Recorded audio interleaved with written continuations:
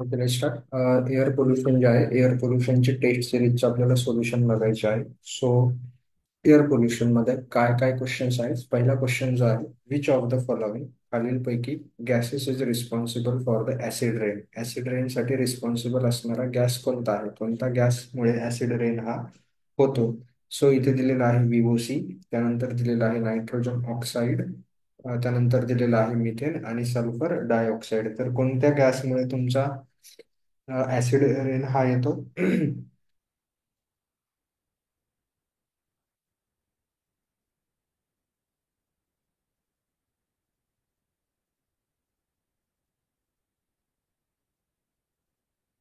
Okay,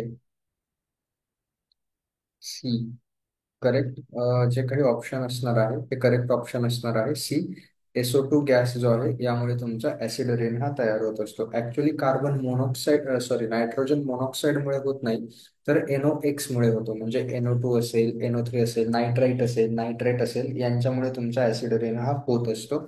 acid rain होण्यासाठी acid rain होण्यासाठी responsible असणारे गॅसेस जे आहेत ते गॅसेस आहे SO2, NOx म्हणजे नायट्राईट असेल, NO2 नायट्रेट असेल, त्यानंतर अजून एक असेल HCl हायड्रोक्लोरिक ऍसिड. हे जे गॅसेस ज्या वेळेस तुमच्या पाण्यासोबत रिॲक्शन करतात त्यावेळेस ते प्रोडक्ट फॉर्म करतात, जसं की असेल सल्फ्युरिक ऍसिड. कधी कधी हा प्रश्न विचारतात की ऍसिड रेन मध्ये काय प्रेझेंट असतं, तर H2SO4 प्रेझेंट असतं, त्यानंतर HNO3 प्रेझेंट असतं. हे जे आहे हे ऍसिड्स तुमचे ऍसिडिक गॅस कशामध्ये प्रेझेंट असतात, तर तुमचे ऍसिड रेन मध्ये हे गॅसेस जे आहेत हे गॅसेस प्रेझेंट असतात. म्हणून हे जे आहेत हे सेकंडरी पोल्युटंट झाले. का? कारण प्रायमरी पोल्युटंट रिॲक्ट करून SO2 gas, HCl gas, NOx gas हे प्रायमरी पोल्युटंट. या पोल्युटंट सोबत ज्यावेळेस वॉटर रिॲक्ट करतं त्यावेळेस तयार होतात सेकंडरी पोल्युटंट. आणि हे सेकंडरी पोल्युटंट ऍसिड रेन मध्ये प्रेझेंट असतात. यावरती तुमचा क्वेश्चन हा येत असतो. या ठिकाणी लक्षात घेण्यासारखी गोष्ट ही आहे की हा माहिती तुम्हाला, pH <<7, जनरली 5.6 पर्यंत असतो ऍसिड रेनचा pH. त्यानंतर नेक्स्ट क्वेश्चन आहे, the global warming is caused by NOx, SOx, O2 आणि CO2. CO2 चा तर काही संबंध नाहीये, O2 मुळे कुठल्याही प्रकारची ग्लोबल वॉर्मिंग होणार नाही. ग्लोबल वॉर्मिंग जी आहे ही ग्लोबल वॉर्मिंग होत असते ग्रीन हाऊस गॅसेसमुळे. हे तुम्हाला माहिती असेल. ग्लोबल वॉर्मिंग कोणामुळे होते? ग्लोबल वॉर्मिंग होते ग्रीन हाऊस गॅसेसमुळे. हे पॉईंट तुमच्या नोट्समध्ये ऍड करून घ्यायचे आहेत. ग्रीन हाऊस गॅसेसमुळे ग्लोबल वॉर्मिंग होत असते. आणि ग्लोबल वॉर्मिंग जी आहे, सॉरी, ग्लोबल वॉर्मिंग ज्यावेळेस ग्रीन हाऊस गॅसेसमुळे होते असं आपण म्हणतो, त्यावेळेस आपल्याला माहिती असायला पाहिजे की मग ग्रीन हाऊस गॅसेस कोणते आहेत. ग्रीन हाऊसमध्ये तुमच्यावाला कार्बन डायऑक्साईड आहे. म्हणजे इथे ग्लोबल वॉर्मिंगचं जे रिझन दिलेलं आहे हे कार्बन डायऑक्साईड असणार आहे. त्यानंतर ग्लोबल वॉर्मिंगच्या केसमध्ये अदर ग्रीन हाऊस गॅसेस अजून कोणते असतात? मिथेन हा ग्रीन हाऊस गॅस आहे. त्यानंतर कार्बन म्हणजे ऑक्साइड्स ऑफ नायट्रोजन हा ग्रीन हाऊस गॅसेस आहे. त्यानंतर क्लोरोफ्लोरोकार्बन नावाचा जो क्लोरोफ्लोरोकार्बन, CFC झाला असं म्हणतात, क्लोरोफ्लोरोकार्बन CFC. या क्लोरोफ्लोरोकार्बन्समुळे देखील काय होत असतं, तुमच्यावर ग्रीन हाऊस इफेक्ट प्रोड्यूस होतो. आणि या ग्रीन हाऊस इफेक्टमुळे काय होतं, तुमची ग्लोबल वॉर्मिंग ही होत असते. हे लक्षात ठेवायचं. ग्लोबल वॉर्मिंगसाठी रिस्पॉन्सिबल काय असतात? Green house gases effect responsible असतात. आणि या ग्रीन हाऊस गॅसेसमुळे तुमची ग्लोबल वॉर्मिंग होती. कोणकोणते ग्रीन हाऊस गॅसेस आहेत ते तुम्हाला सांगितलं. Green house effect of CO2 is, CO2 चा ग्रीन हाऊस इफेक्ट काय आहे? Permitting the outside solar radiation to the ground but preventing the terrestrial radiation from the ground in to the space. आता हेच word, पहिलंच sentence बरोबर आहे. Green house effect काय असतो हे आपल्याला समजून घ्यायचं आहे. ही जी आपली अर्थ आहे आणि इकडे तुमच्यावाला सूर्य आहे, या सूर्याची किरण काय येतात, पृथ्वीवरती येतात. आणि पृथ्वी त्यापासून काय करत असते, एनर्जी जी आहे ही एनर्जी ऍब्झॉर्ब करत असते.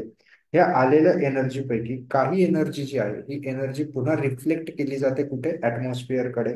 आणि काही एनर्जी ऍटमॉस्फिअर कडे रिफ्लेक्ट केल्यानंतर इथे क्लाउड्स प्रेझेंट असणार आहे, ऍटमॉस्फिअर असणार आहे. हे क्लाउड्स आणि ऍटमॉस्फिअर काय करतात, ह्या एनर्जीचं ऍब्झॉर्प्शन करतात. ओके सर, ह्या एनर्जीचं ऍब्झॉर्प्शन करतात. मग ही एनर्जीचं ऍब्सॉर्प्शन केल्यानंतर होतं काय, अर्थ एनर्जीचं ऍब्सॉर्प्शन ज्यावेळेस करतात ऍटमॉस्फिअर त्यावेळेस वॉर्म होतं आणि ऍटमॉस्फिअर वॉर्म झाल्यामुळे काय होतं, त्याच्यामध्ये हीट प्रोड्यूस होते आणि हीट प्रोड्यूस झाल्यामुळे ज्यावेळेस हे ऍटमॉस्फिअर आहे, हे ऍटमॉस्फिअर तुमचं वाला पुन्हा वरती पण, म्हणजे हे जे क्लाउड्स आहे हे वरती पण हीट रिलीज करतात आणि खाली पण हीट काय करत असतात, रिलीज करत असतात. आणि जर तुमचं ह्या ऍटमॉस्फिअर मध्ये कार्बन डायऑक्साईड, त्यानंतर क्लोरोफ्लोरोकार्बन, त्यानंतर ऑक्साइड्स ऑफ नायट्रोजन सांगितले तुम्हाला, अजून कोणता ग्रीन हाऊस गॅस सांगितला, CH4, या गॅसेसचं प्रमाण जर वाढलं तर होतं काय, हे गॅसेसमुळे ही जी हीट आहे, ही हीट जास्त प्रमाणामध्ये ऍब्झॉर्ब होते. हे जे गॅसेस आहे, या गॅसेसमुळे काय होतं, तुमची ही जी काही हीट आहे, ही हीट जास्त प्रमाणामध्ये ऍब्झॉर्ब केली जाते आणि ही जे जी बाहेर जाणारी हीट होती ती जास्त प्रमाणात ऍब्झॉर्ब केल्यामुळे अर्थ सरफेसचं जे टेम्परेचर आहे, हे अर्थ सरफेसचं टेम्परेचर वाढायला लागतं, कारण हे गॅसेस अशा पद्धतीचा एक लेअर तयार करतात कुणाच्या भोवती, हे अशा पद्धतीनं अर्थ सरफेसच्या भोवती काय करतात, ते एक लेअर तयार करतात. आणि या गॅसेसच्या लेअरमुळे हे जे इन्फ्रारेड रेज आहे, हे सोलर रेडिएशन जे आहेत, हे जे बाहेर जाणार होते रिफ्लेक्ट झाल्यानंतर, हे बाहेर न जाता काय केलं जातं, या ठिकाणी तुमचं वालं ऍब्झॉर्प्शन केलं जातं. आणि बाहेर न गेल्यामुळे, ऍब्झॉर्प्शन झाल्यामुळे अर्थ सरफेसचं टेम्परेचर वाढायला लागतं. याला आपण ग्रीन हाऊस इफेक्ट असं म्हणतो. त्याला ग्रीन हाऊस इफेक्ट का नाव दिलं असेल, त्याला ग्रीन हाऊस इफेक्ट देण्यामागचं कारण काय आहे, तुमच्याकडे जे ग्रीन हाऊसेस बांधले जातात माहिती सगळ्यांना, शेती करण्यासाठी नवीन एक टेक्नॉलॉजी आली होती, ग्रीन हाऊस टेक्नॉलॉजी. या ग्रीन हाऊस टेक्नॉलॉजी मध्ये काय यूज केलं आहे, या ठिकाणी काय केलं जातं, असं बघितलंय ना ग्रीन हाऊसेस तुम्ही सगळ्यांनी, पॉली हाऊस वगैरे माहिती ना. या ग्रीन हाऊस मध्ये काय केलं जातं, अशीच पद्धत वापरली जाते की सोलर रेडिएशन आतमध्ये येतात आणि ह्या ग्रीन हाऊसमुळे बाहेर ते जाऊ दिले जात नाही, आतलं टेम्परेचर हे इन्क्रीज केलं जातं आणि त्याच्यावरती तुमची शेती केली जाते. ठीक आहे, हे झालं ग्रीन हाऊस. आणि हे जे होतं आहे, हे जे होतं आहे, हा एक ग्रीन हाऊस सारखाच इफेक्ट आहे. बरोबर आहे की नाही? येस, हे समजतंय सगळ्यांना मी काय सांगतोय ते? बोला. येस, मानसी, आरती, संकेत, समजतंय या गोष्टी? काय होतं यामुळे, जे काही गॅसेस बाहेर जाणार होते, हे गॅसेस या लेअरमुळे इथे ऍब्झॉर्ब केले जातील आणि इथे ते गॅसेस ऍब्झॉर्ब केल्यामुळे काय झालं, हे गॅसेस इथेच ऍब्सॉर्ब केल्यामुळे अर्थचं टेम्परेचर इन्क्रीज होतं. याला ग्रीन हाऊस इफेक्ट असं म्हणतात.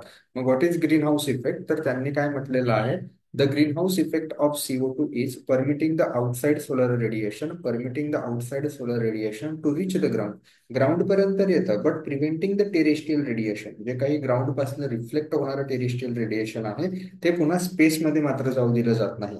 Permitting the total solar radiation of short length and radiated terrestrial heat of long wavelength nahi, reflecting the heat rays nahi, causing the absorption of heat from the troposphere and thereby decreasing the temperature. No, it is not true. Okay. The device, fourth question बघायचं आहे, काय आहे ते, the device used for easy separation of the dry dust, इथे या word वरती focus करायचा, dry dust त्यांनी म्हटलेलं आहे. The device used for the easy separation of the dry dust of 10 to 100 mm size is cyclone, is gravity settling chamber, is a bag filter, is a scrubber. आता size वरती तुम्हाला लक्ष द्यायचं की कशा पद्धत, कोणत्या साईजचं चेंबर आणि कोणत्या साईजच्या इन्स्ट्रुमेंटसाठी ती साईजचे पार्टिकल हे रिमूव्ह केले जातात. बोला, 10 to 100 मायक्रोमीटर साईज जर असेल तर कोणते पार्टिकल्स रिमूव्ह होतात? कोण रिमूव्ह करणार हे पार्टिकल्सला?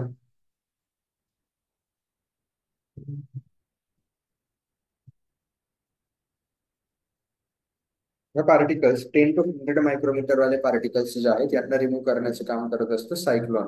सायक्लॉन तुमच्यावालं सायक्लॉन कलेक्टर ज्याला म्हणतो. वन बाय वन आपण बघू. ग्रॅव्हिटी सेटलिंग चेंबर पासून सुरुवात करू. ग्रॅव्हिटी सेटलिंग चेंबर जे आहे, हे ग्रॅव्हिटी सेटलिंग चेंबर किती साईजचे पार्टिकल रिमूव्ह करतात याच्यासाठी स्पेसिफिक काल पण एक क्वेश्चन आला होता. ग्रॅव्हिटी सेटलिंग चेंबर किती साईजचे पार्टिकल रिमूव्ह करतात? Particles whose size is greater than 50 micrometer. किती?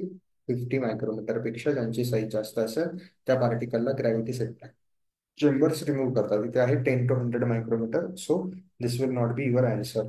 त्यानंतर असतं सायक्लोन कलेक्टर.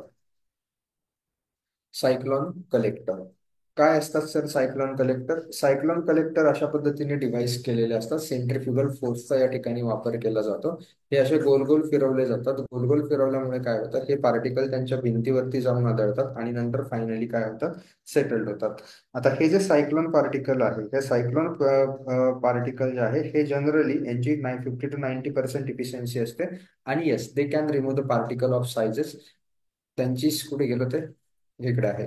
सायक्लॉन कलेक्टर जे आहे 5 मायक्रोमीटर पेक्षा जास्त ज्यांची साईज असते त्यांना रिमूव्ह करू शकतात. काय, 5 मायक्रोमीटर पेक्षा ज्यांची साईज मोठी असते त्यांना हे सायक्लॉन कलेक्टर्स रिमूव्ह करू शकतात.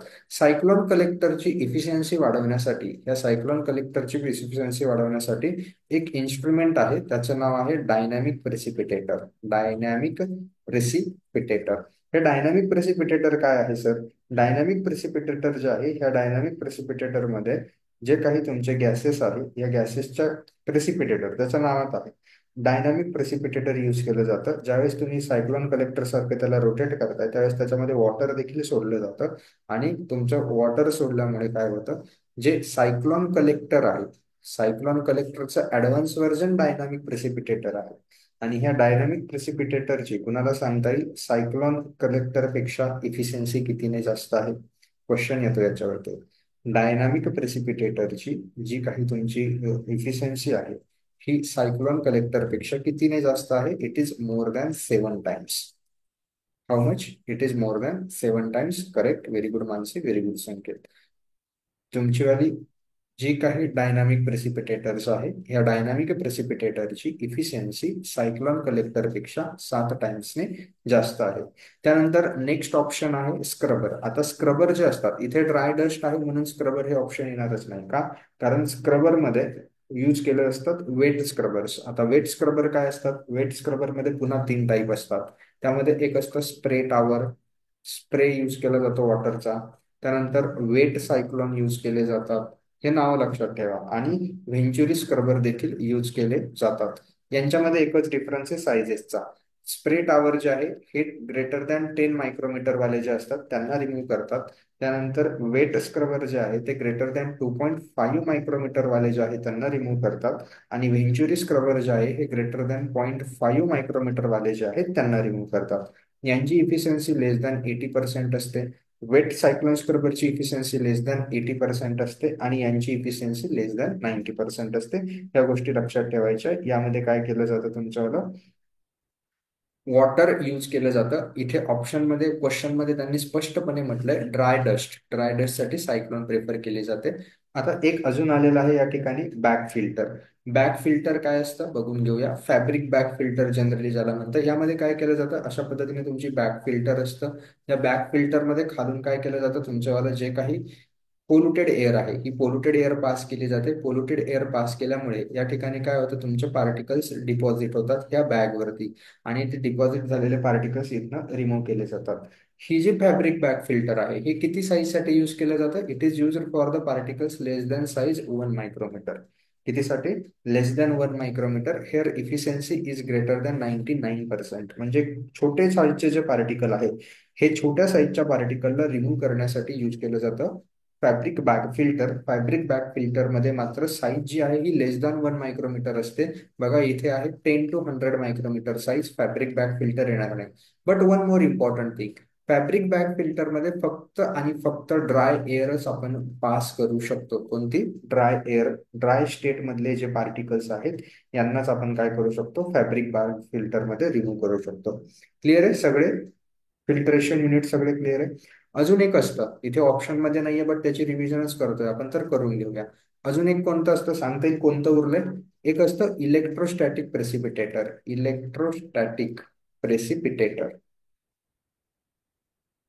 प्रेसिपिटेटर स्पेलिंग इग्नोर करा.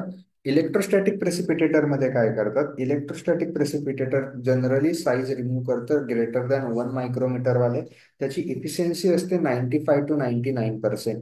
आणि या केसमध्ये काय केलं जातं, इलेक्ट्रोस्टॅटिक प्रेसिपिटेटरच्या केसमध्ये ज्या प्लेट्स असतात, या ज्या प्लेट्स असतात, या प्लेट्स आयोनिक आणि कटायनिक आणि अनायनिक, आणि तुमची पास होणारी एअर यामध्ये चार्ज पार्टिकल्स असतील कटायन आणि अनायन. हे कटायन आणि अनायन पॉझिटिव्ह वाले निगेटिव्ह प्लेटवरती अट्रॅक्ट होतात, निगेटिव्ह वाले पॉझिटिव्ह प्लेटवरती अट्रॅक्ट होतात आणि अशा पद्धतीने तुम्ही रिमूव्ह करू शकता. इलेक्ट्रोस्टॅटिक प्रेसिपिटरच्या इफिशियन्सीचा फॉर्म्युला असतो 100 × 10⁻⁻⁴ हा फॉर्म्युला लक्षात ठेवायचा आहे. इलेक्ट्रोस्टॅटिक प्रेसिपिटेटर जे आहे ते ड्राय स्टेट ऍज वेल एज वेट स्टेट मध्ये यूज करू शकतो. ड्राय स्टेट और वेट स्टेट हे लक्षात ठेवायचं आहे. आपल्या क्वेश्चन मध्ये काय दिलेलं आहे? वेट नाही दिलेलं, फक्त ड्राय दिलेलं आहे. ड्राय डस्ट विचारलं आहे. इलेक्ट्रोस्टॅटिक प्रेसिपिटेटर काय करतात? ड्राय स्टेट मधले पण रिमूव्ह करू शकतात, वेट स्टेट मधले पण रिमूव्ह करू शकतात. Hair all the thing all काय म्हणतात त्याला, सगळ्या गोष्टी डिस्कस केल्या आपण. जेवढे पण एअर पोल्युशन कंट्रोल डिव्हाइसेस आहेत, एअर पोल्युशन कंट्रोल डिव्हाइसेस व्यवस्थितपणे रिवाइज केलेले आहेत. क्लिअर आहे? काही डाऊट आहे कुणाला?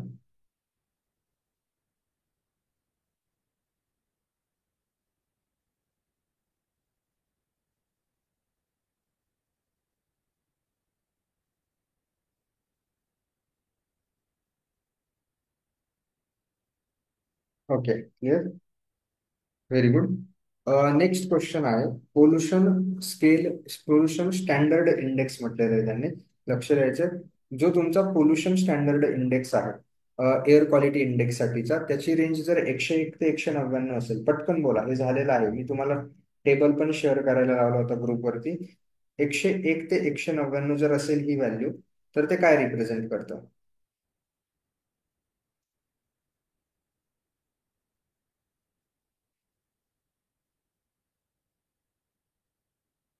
सी. सी काय ऑप्शन आहे? गुड नाही, मॉडरेट नाही, सी ऑप्शन काय आहे? डी ऑप्शन डायरेक्ट हजार्डस आहे. एक ऑप्शन प्रिंट मध्ये आलेलं नाहीये. सी ऑप्शन सांगा बरं काय होतं मला.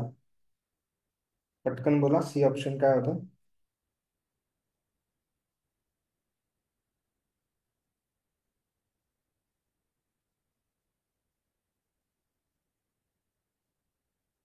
प्रिंट मध्ये आलेलं नाहीये. सी ऑप्शन काय आहे?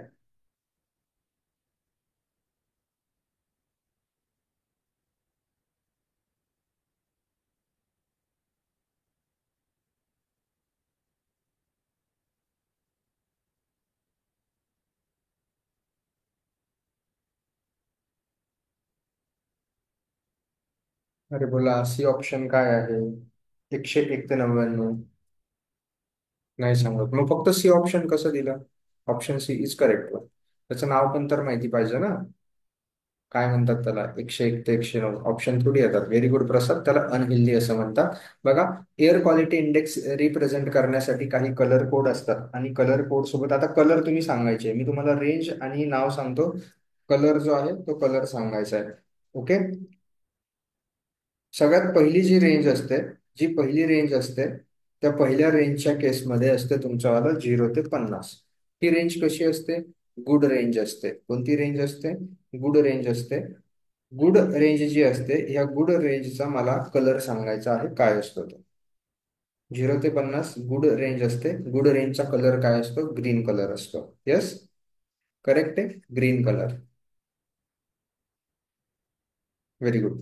नेक्स्ट असं तुम्ही पाठांतर नाही करत पटपट आन्सर नाही देत या गोष्टींचं. या गोष्टी तोंडपाठ पाहिजे. या छोट्या छोट्या ज्या असतात ना, हा 70 to 80% डेटा असा असतो नोट्स मधला, तो झोपेत पण विचारला तरी पाठ पाहिजे. आणि त्यानंतर येत असतं स्कोरकडे जाण्याचं. म्हणजे 140 मार्क जे तुम्हाला येतात ना, 140-150 मार्कचं पाठांतर हे पाहिजेच. की ह्याच्यातून क्वेश्चन येण्याची प्रोबॅबिलिटी असतेच.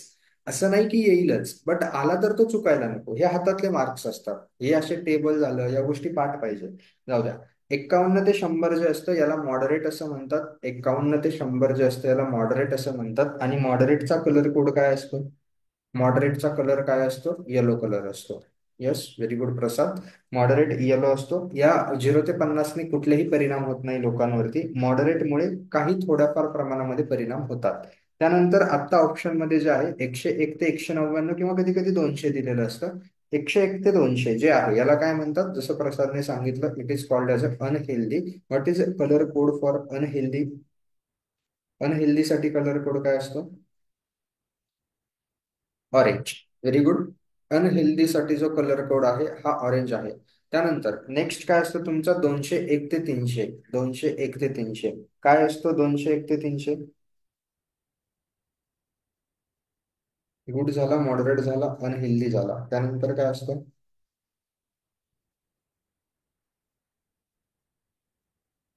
कलर कोड नाही, कलर कोड तर आहे माहिती, रेड आहे, बट त्याचं नाव काय आहे? 201 ते 300 वाल्याचं नाव काय आहे?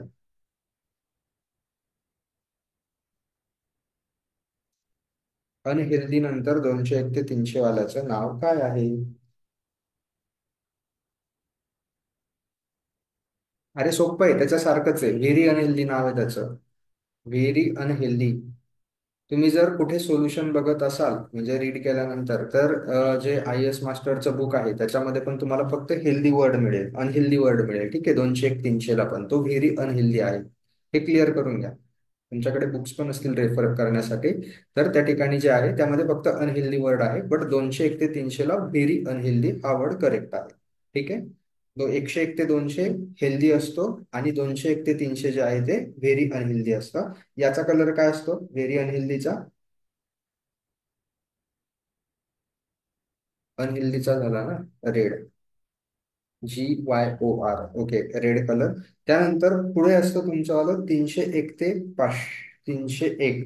301च्या वरती जे असतं ते तुमचं हजार्डस असतं. आणि हजार्डस साठीचा कलर कोड काय असतो? हजार्डस साठीचा कलर कोड काय असतो? मरून. आता काही काही ठिकाणी जुन्या आणि नव्या याच्यामध्ये पण डिफरन्स आहे, थोडा डिफरन्स. कधी कधी जुन्या याच्यानुसार काय यायचं की, आता मी तुम्हाला हे क्लासिफिकेशन सांगितलं ह्या क्वेश्चन नुसार, थोडंसं स्वतःला अडॅप्टेड ठेवायचं क्वेश्चन. कारण काय होतं, आपल्याकडे एवढ्या गोष्टी अडॅप्ट केल्या जात नाही की नवीन याच्यानुसार दिलाय क्वेश्चन की जुन्या याच्यानुसार. म्हणून मी तुम्हाला क्वेश्चन मध्ये जे विचारलं आहे याचं आन्सर सांगितलं की कशा पद्धतीनं तुमचं चालतं. हे जुन्या याच्यामध्ये असेच यायचे. आता काय केलंय माहिती का, थोडं तुम्ही जर गुगलवरती पण सर्च केलं तर तुम्हाला हा ग्रुप मिळेल.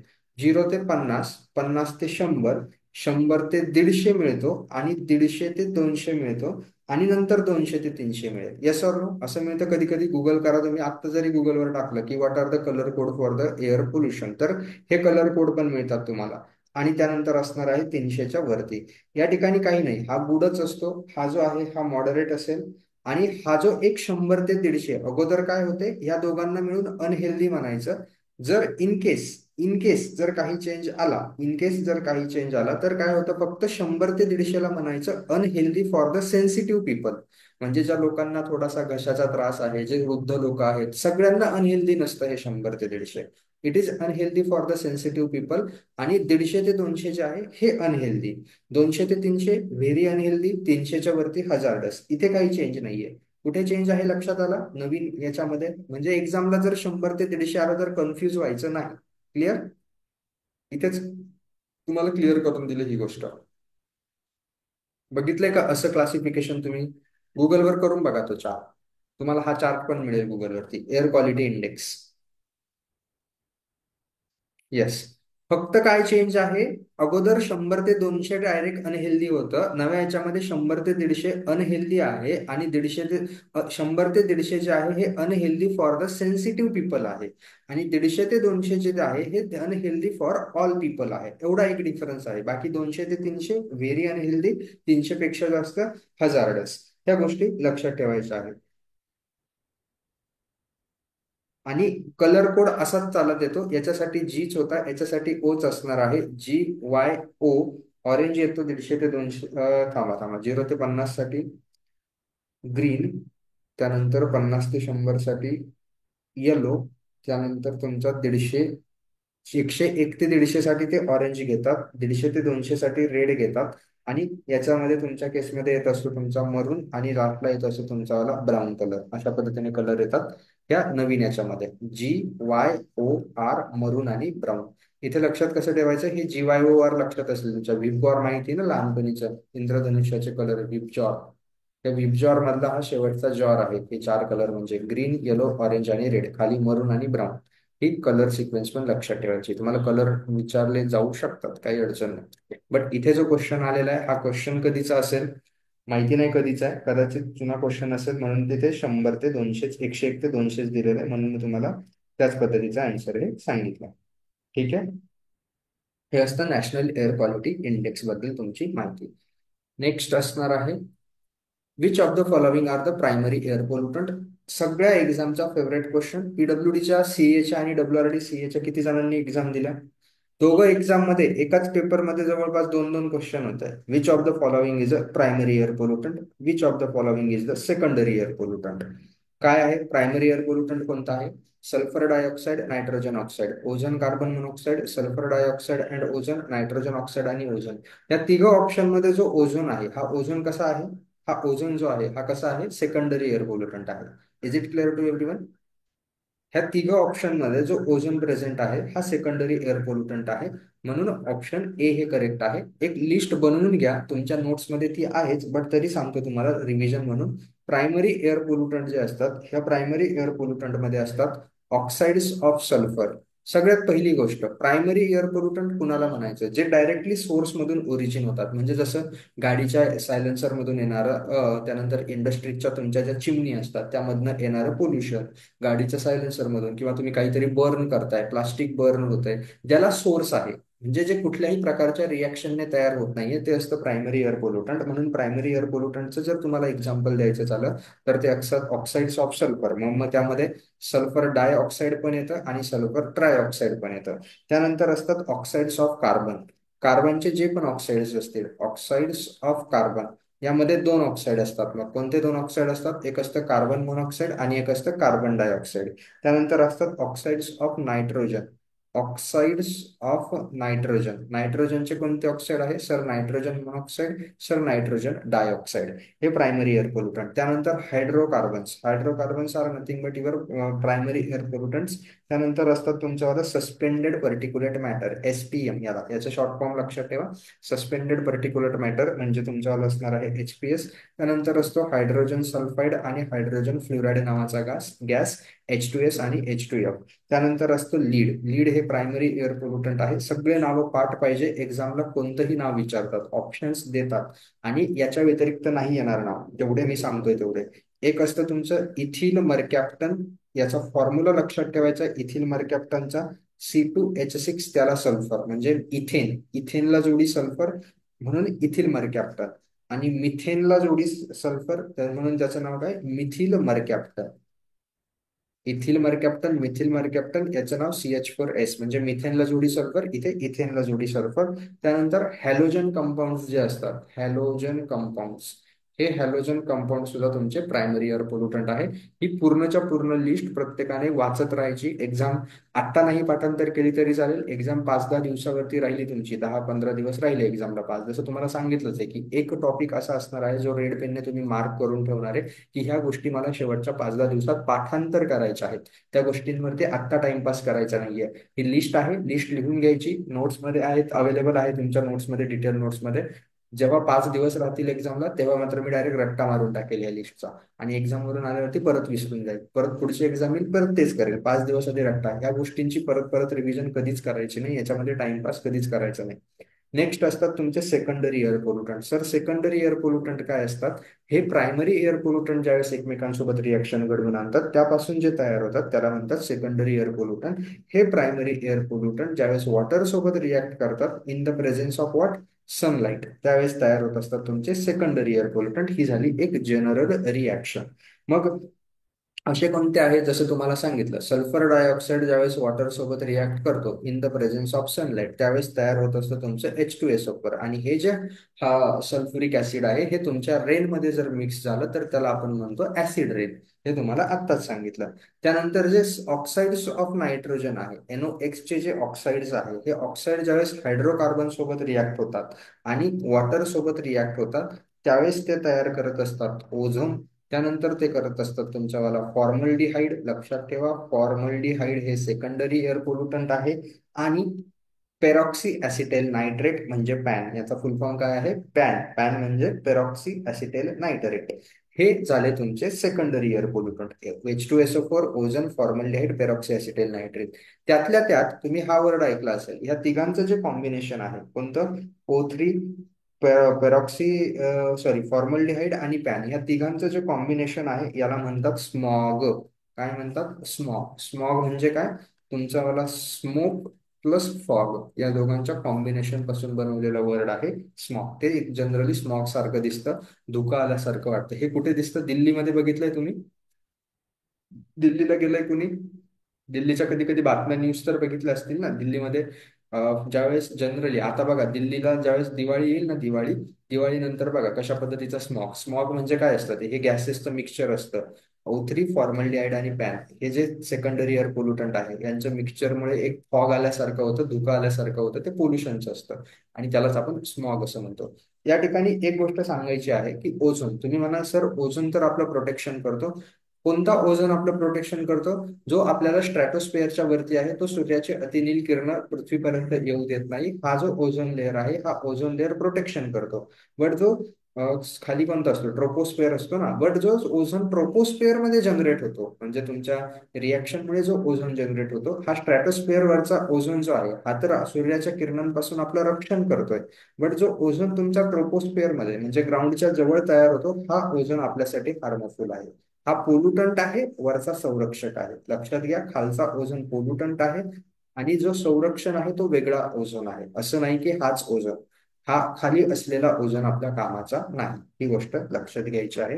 पूर्ण रिव्हिजन झाली तुमची एअर पोल्युटंट वरती.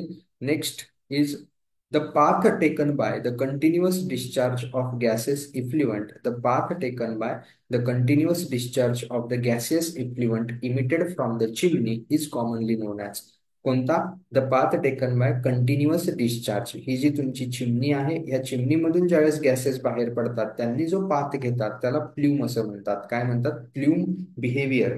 सगळं तुम्हाला माहिती आहे यामध्ये प्ल्यूम बिहेवियर वगैरे काय असतो. तर आता थोडंसं ते आलंच आहे, तर त्याच्याबद्दल थोडंसं बघून घेऊया, त्याची रिव्हिजन करून घेऊया. कारण इथे लॅप्स रेट पण नाव आलेलं आहे आणि इन्व्हर्जन पण नाव आलेलं आहे, म्हणून मला त्याच्या मागची पूर्णच रिव्हिजन तुम्हाला करून द्यावी लागेल. लक्ष देऊन ऐकायचंय. डिटेल लेक्चरमध्ये एकदम व्यवस्थितपणे समजून सांगितले, तुम्ही सगळ्यांनी व्यवस्थित आन्सर पण दिले होते. सगळ्यात पहिले बघूया आपण लॅप्स रेट. आता या ठिकाणी जे असतात दोन टाईपचे लॅप्स रेट असतात. एक असतं एन्व्हायरमेंटल लॅप्स रेट, दुसऱ्याचं नाव सांगता येईल कुणाला? एक असतं adiabatic lapse rate. Is it correct to everyone? Okay, is it clear to everyone? Correct नाही, किती क्लिअर? एक असतं environmental lapse rate. Environmental lapse rate काय असतं? जनरली पृथ्वीच्या सरफेसवरती आपण जस जसं वरती जाऊ तस तसं टेम्परेचर जे आहे हे टेम्परेचर वाढत जातं, बरोबर? टेम्परेचर वाढत जातं ना.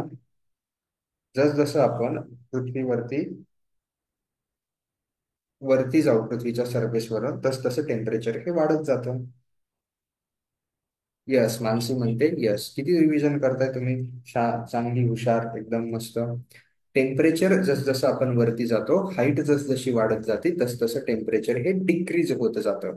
हे टेम्परेचर डिक्रीज होण्याचा जो काही रेट आहे विथ हाईट टेम्परेचर डिक्रीज होण्याचा जो रेट आहे त्याला म्हणत असतात एन्व्हायरमेंटल लॅप्स रेट. तो रिप्रेझेंट कसा करतात? Change in temperature with respect to height. हा झाला तुमचा एन्व्हायरमेंटल लॅप्स रेट. याचं साईन जे आहे हे निगेटिव्ह देतात. हे निगेटिव्ह साईन काय रिप्रेझेंट करतंय?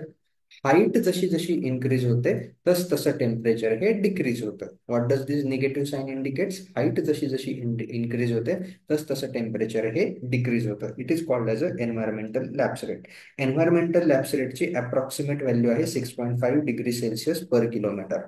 नेक्स्ट असतं तुमचं adiabatic lapse rate. Sir what is a adiabatic lapse rate?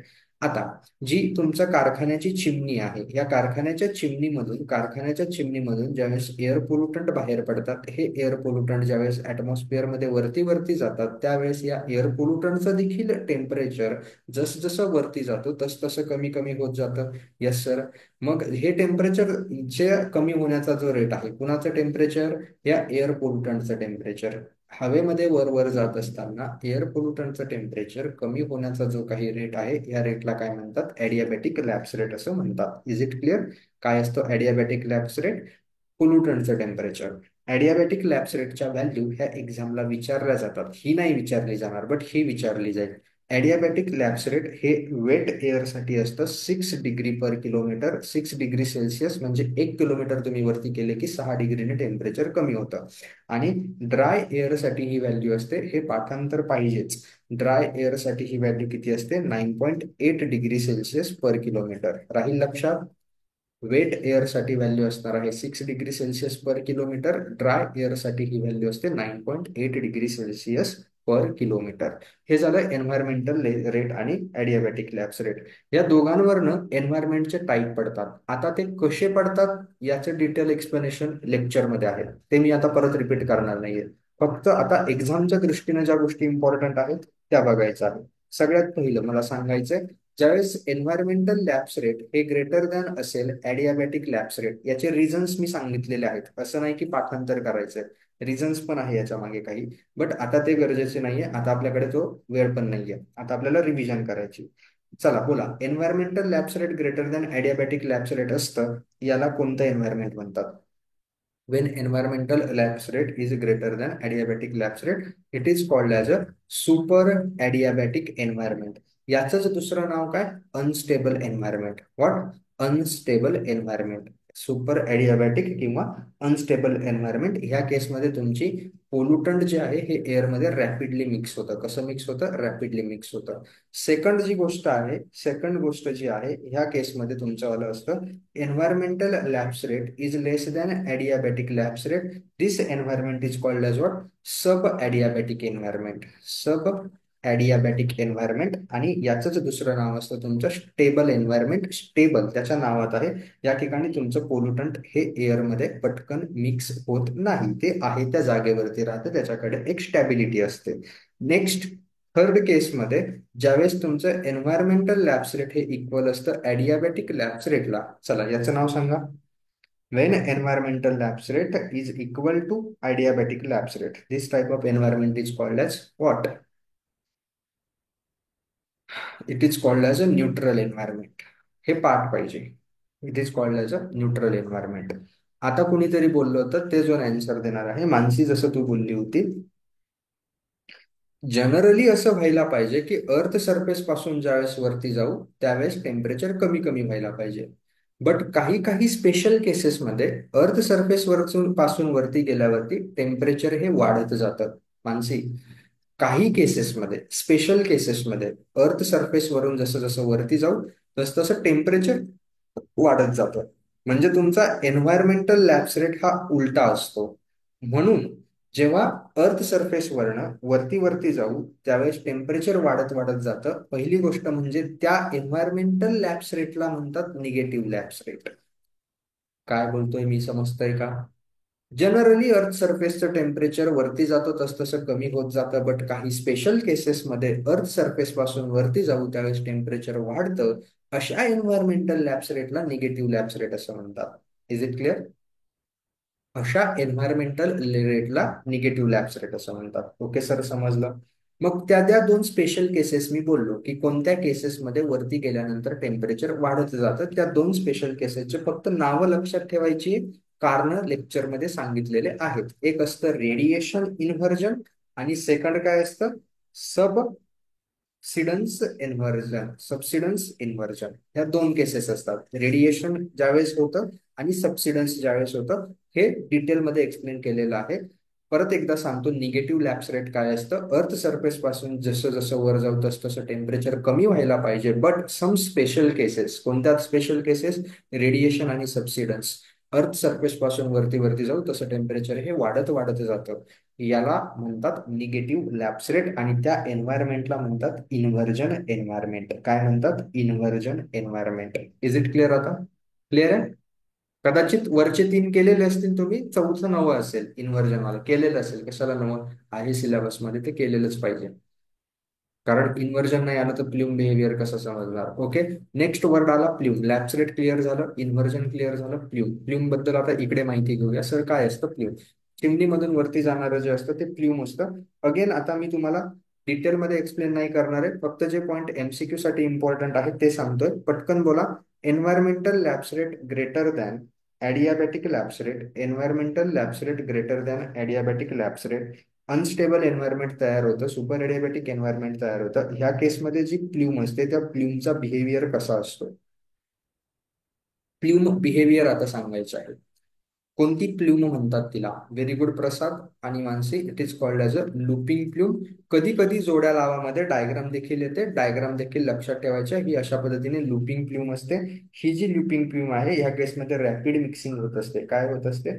Rapid mixing होत असते. आणि रॅपिड मिक्सिंग झाल्यामुळे हे चान्सेस असतात की हे पोल्युटंट तुमच्या ग्राउंड जवळ देखील येतील. काय चान्सेस असतात की हे पोल्युटंट तुमच्या ग्राउंड जवळ देखील येतील. सेकंड केस आहे तुमची वाली, ज्यावेळेस environmental lapse rate equal to adiabatic lapse rate असतं. म्हणजे ज्या केसमध्ये तुमचं न्यूट्रल एन्व्हायरमेंट असतं त्या केसमध्ये तयार होणाऱ्या प्ल्यूमचं बिहेवियर काय, त्या प्ल्यूमचं नाव काय? न्यूट्रल एन्व्हायरमेंटच्या केसमध्ये जी प्ल्यूम तयार होते त्या प्ल्यूमचं नाव काय? सोपं आहे. न्यूट्रल एन्व्हायरमेंट आहे म्हणून प्ल्यूमला म्हणतात न्यूट्रल प्ल्यूम. प्ल्यूमला काय म्हणतात? न्यूट्रल प्ल्यूम असं म्हणतात. ओके सर, याची रिव्हिजन झाली आमची. न्यूट्रल प्ल्यूम असं म्हणतात. ही जी न्यूट्रल प्ल्यूम आहे ही न्यूट्रल प्ल्यूम तुमची वाली हवेमध्ये अशी वरती वरती जात राहते. कधीपर्यंत वरती वरती जात राहते हे सुद्धा सांगितलं होतं. जोपर्यंत एअरची डेन्सिटी, एअर म्हणजे एक्सटर्नल एअरची डेन्सिटी या प्ल्यूमची जी डेन्सिटी आहे हिच्या इक्वल होत नाही तोपर्यंत ही प्ल्यूम वरती वरती जात राहते. परत रिपीट करतो. ज्यावेळेस एन्व्हायरमेंटल लॅप्स रेट हे ॲडियाबॅटिक लॅप्स रेट इतकं असतं त्यावेळेस तुमचं न्यूट्रल प्ल्यूम तयार होते. न्यूट्रल प्ल्यूम ही आहे ही वरती हवेमध्ये जात जातच राहते. कधीपर्यंत जाते? ज्यावेळेस एक्सटर्नल एअरची डेन्सिटी ह्या प्ल्यूमच्या डेन्सिटी इतकी होते त्या केसपर्यंत, त्या कंडिशन पर्यंत. आता याच्या मागे सगळे लॉजिकल सिक्वेन्सेस आहेत. हे आपण डिटेल तुम्हाला माहिती आहे की झाले आहेत. थर्ड जे आहे, थर्ड असणार आहे तुमचं वालं. बोला पटकन. Environmental lapse rate is less than adiabatic lapse rate. Which type of ट्यूम behaviour? Sub adiabatic environment, stable environment. Plume behaviour सांगा कोणतं असतं? In this case which type of plume behaviour is form? It is called as a coning plume. Which is this? This is nothing but a cloning plume. कोणती? कोन सारखी एक plume तयार होते. ही अशा पद्धतीची, हा जसा कोन आहे इकडे त्याचं वाला असं असणार आहे इकडे. ही कोनिंग प्ल्यूम काय करत असते? तयार होत असते. या केसमध्ये काय येतात? अगेन कोनिंग प्ल्यूम झाल्यामुळे हिची जास्त व्हर्टिकल मिक्सिंग होत नाही. व्हर्टिकल मिक्सिंग होत नाही त्यामुळे पोल्युशन होण्याचे चान्सेस हे असतात. नेक्स्ट चौथी असणार आहे. चौथी काय असते सर? जर इन्व्हर्जन एन्व्हायरमेंट क्रिएट झालं. इन्व्हर्जन एन्व्हायरमेंट म्हणजे काय? एन्व्हायरमेंटल लॅप्स रेट जो होता, ओके, कधी तयार होते ही? Inversion condition. इन्व्हर्जन कंडिशन म्हणजे काय? एन्व्हायरमेंटल लॅप्स रेट हा जर निगेटिव्ह लॅप्स रेट असेल, वरती जाताना टेम्परेचर जे आहे हे टेम्परेचर कमी होण्याऐवजी जर वाढलं तर जी प्ल्यूम तयार होते त्या प्ल्यूमचं नाव काय? बोला पटकन. त्या प्ल्यूमचं नाव असतं फॅनिंग प्ल्यूम. काय? Fanning plume. ही जी फॅनिंग प्ल्यूम आहे हिचं बिहेवियर कसं असतं? ही इथून पडल्यानंतर अशी सरळ सरळ स्ट्रेटपणे वाहत जाते आणि त्यामुळे ती, जर हाईट ऑफ बिल्डिंग जास्त असेल तर ह्या केसेसमध्ये काय होते? तुमचे पोल्युशन होण्याचे चान्सेस असतात. ओके, फॅनिंग प्ल्यूम झाली. नेक्स्ट प्ल्यूम जी असते तिचे गंमत मजेशीर आहे. कशी मजेशीर आहे सर? खाली इन्व्हर्जन एन्व्हायरमेंट असतं. खाली इन्व्हर्जन एन्व्हायरमेंट असतं आणि त्या इन्व्हर्जन एन्व्हायरमेंटच्या वरती अनस्टेबल एन्व्हायरमेंट असतं. खाली इन्व्हर्जन एन्व्हायरमेंट, वरती अनस्टेबल एन्व्हायरमेंट. म्हणजे काय सर? जर सपोज तुमची चिमणी इथे असेल, ह्या चिमणीमधून धूर बाहेर आला, खाली इन्व्हर्जन एन्व्हायरमेंट असल्यामुळे हे जे पोल्युटंट आहे ते ह्या लाईनच्या खाली येणारच नाही, ते ह्याच्या वरतीच मिक्स होतील. आणि म्हणून इथे तुमचे कुठल्याही प्रकारचे पोल्युटंट जे आहे हे पोल्युटंट तुम्हाला काय होणार नाही? आढळणार नाही. ही जी असते ह्या प्ल्यूमला कोणती प्ल्यूम म्हणतात? खाली इन्व्हर्जन, वरती अनस्टेबल एन्व्हायरमेंट. या प्ल्यूमला कोणती प्ल्यूम असं म्हणतात? या प्ल्यूमला म्हणतात लोफ्टिंग प्ल्यूम. कोणती प्ल्यूम म्हणतात? Lofting plume. तुम्हाला सांगितलेलं आहे लोफ्टिंग प्ल्यूम जी आहे ही lofting plume is the most ideal plume. जर क्वेश्चन आला एक्झामला, which of the following is the most ideal plume for the pollutant, कोणत्या कंडिशन मध्ये, ज्या वातावरणामध्ये, हे काय आहे की वातावरणामध्ये बघितलं जातं की कोणती कंडिशन डेव्हलप आहे त्यावेळेस या चिमणीमधनं धूर बाहेर सोडला जातो. असे रूल्स आहेत, कारखान्यांसाठी रूल्स आहेत. ह्या गोष्टी प्रॅक्टिकल आहेत, फक्त शिकायच्या नाहीयेत. कारखान्यांसाठी रूल्स असतात की एन्व्हायरमेंटमध्ये कोणतं कंडिशन डेव्हलप झालेलं आहे. ओके, एन्व्हायरमेंटमध्ये तुमचं खाली इन्व्हर्जन आहे, वरती अनस्टेबल आहे, मग अशा केसेसमध्ये मिक्सिंग होणार नाही. खाली मिक्सिंग होणार नाही म्हणून पोल्युशन होणार नाही, पोल्युटंट वरती हवेतच राहतील. ही जी कंडिशन आहे हिला लोफ्टिंग म्हणतात. आणि लक्षात ठेवा, lofting is the most ideal plume. Next जी असते, नेक्स्ट केसमध्ये काय होतं?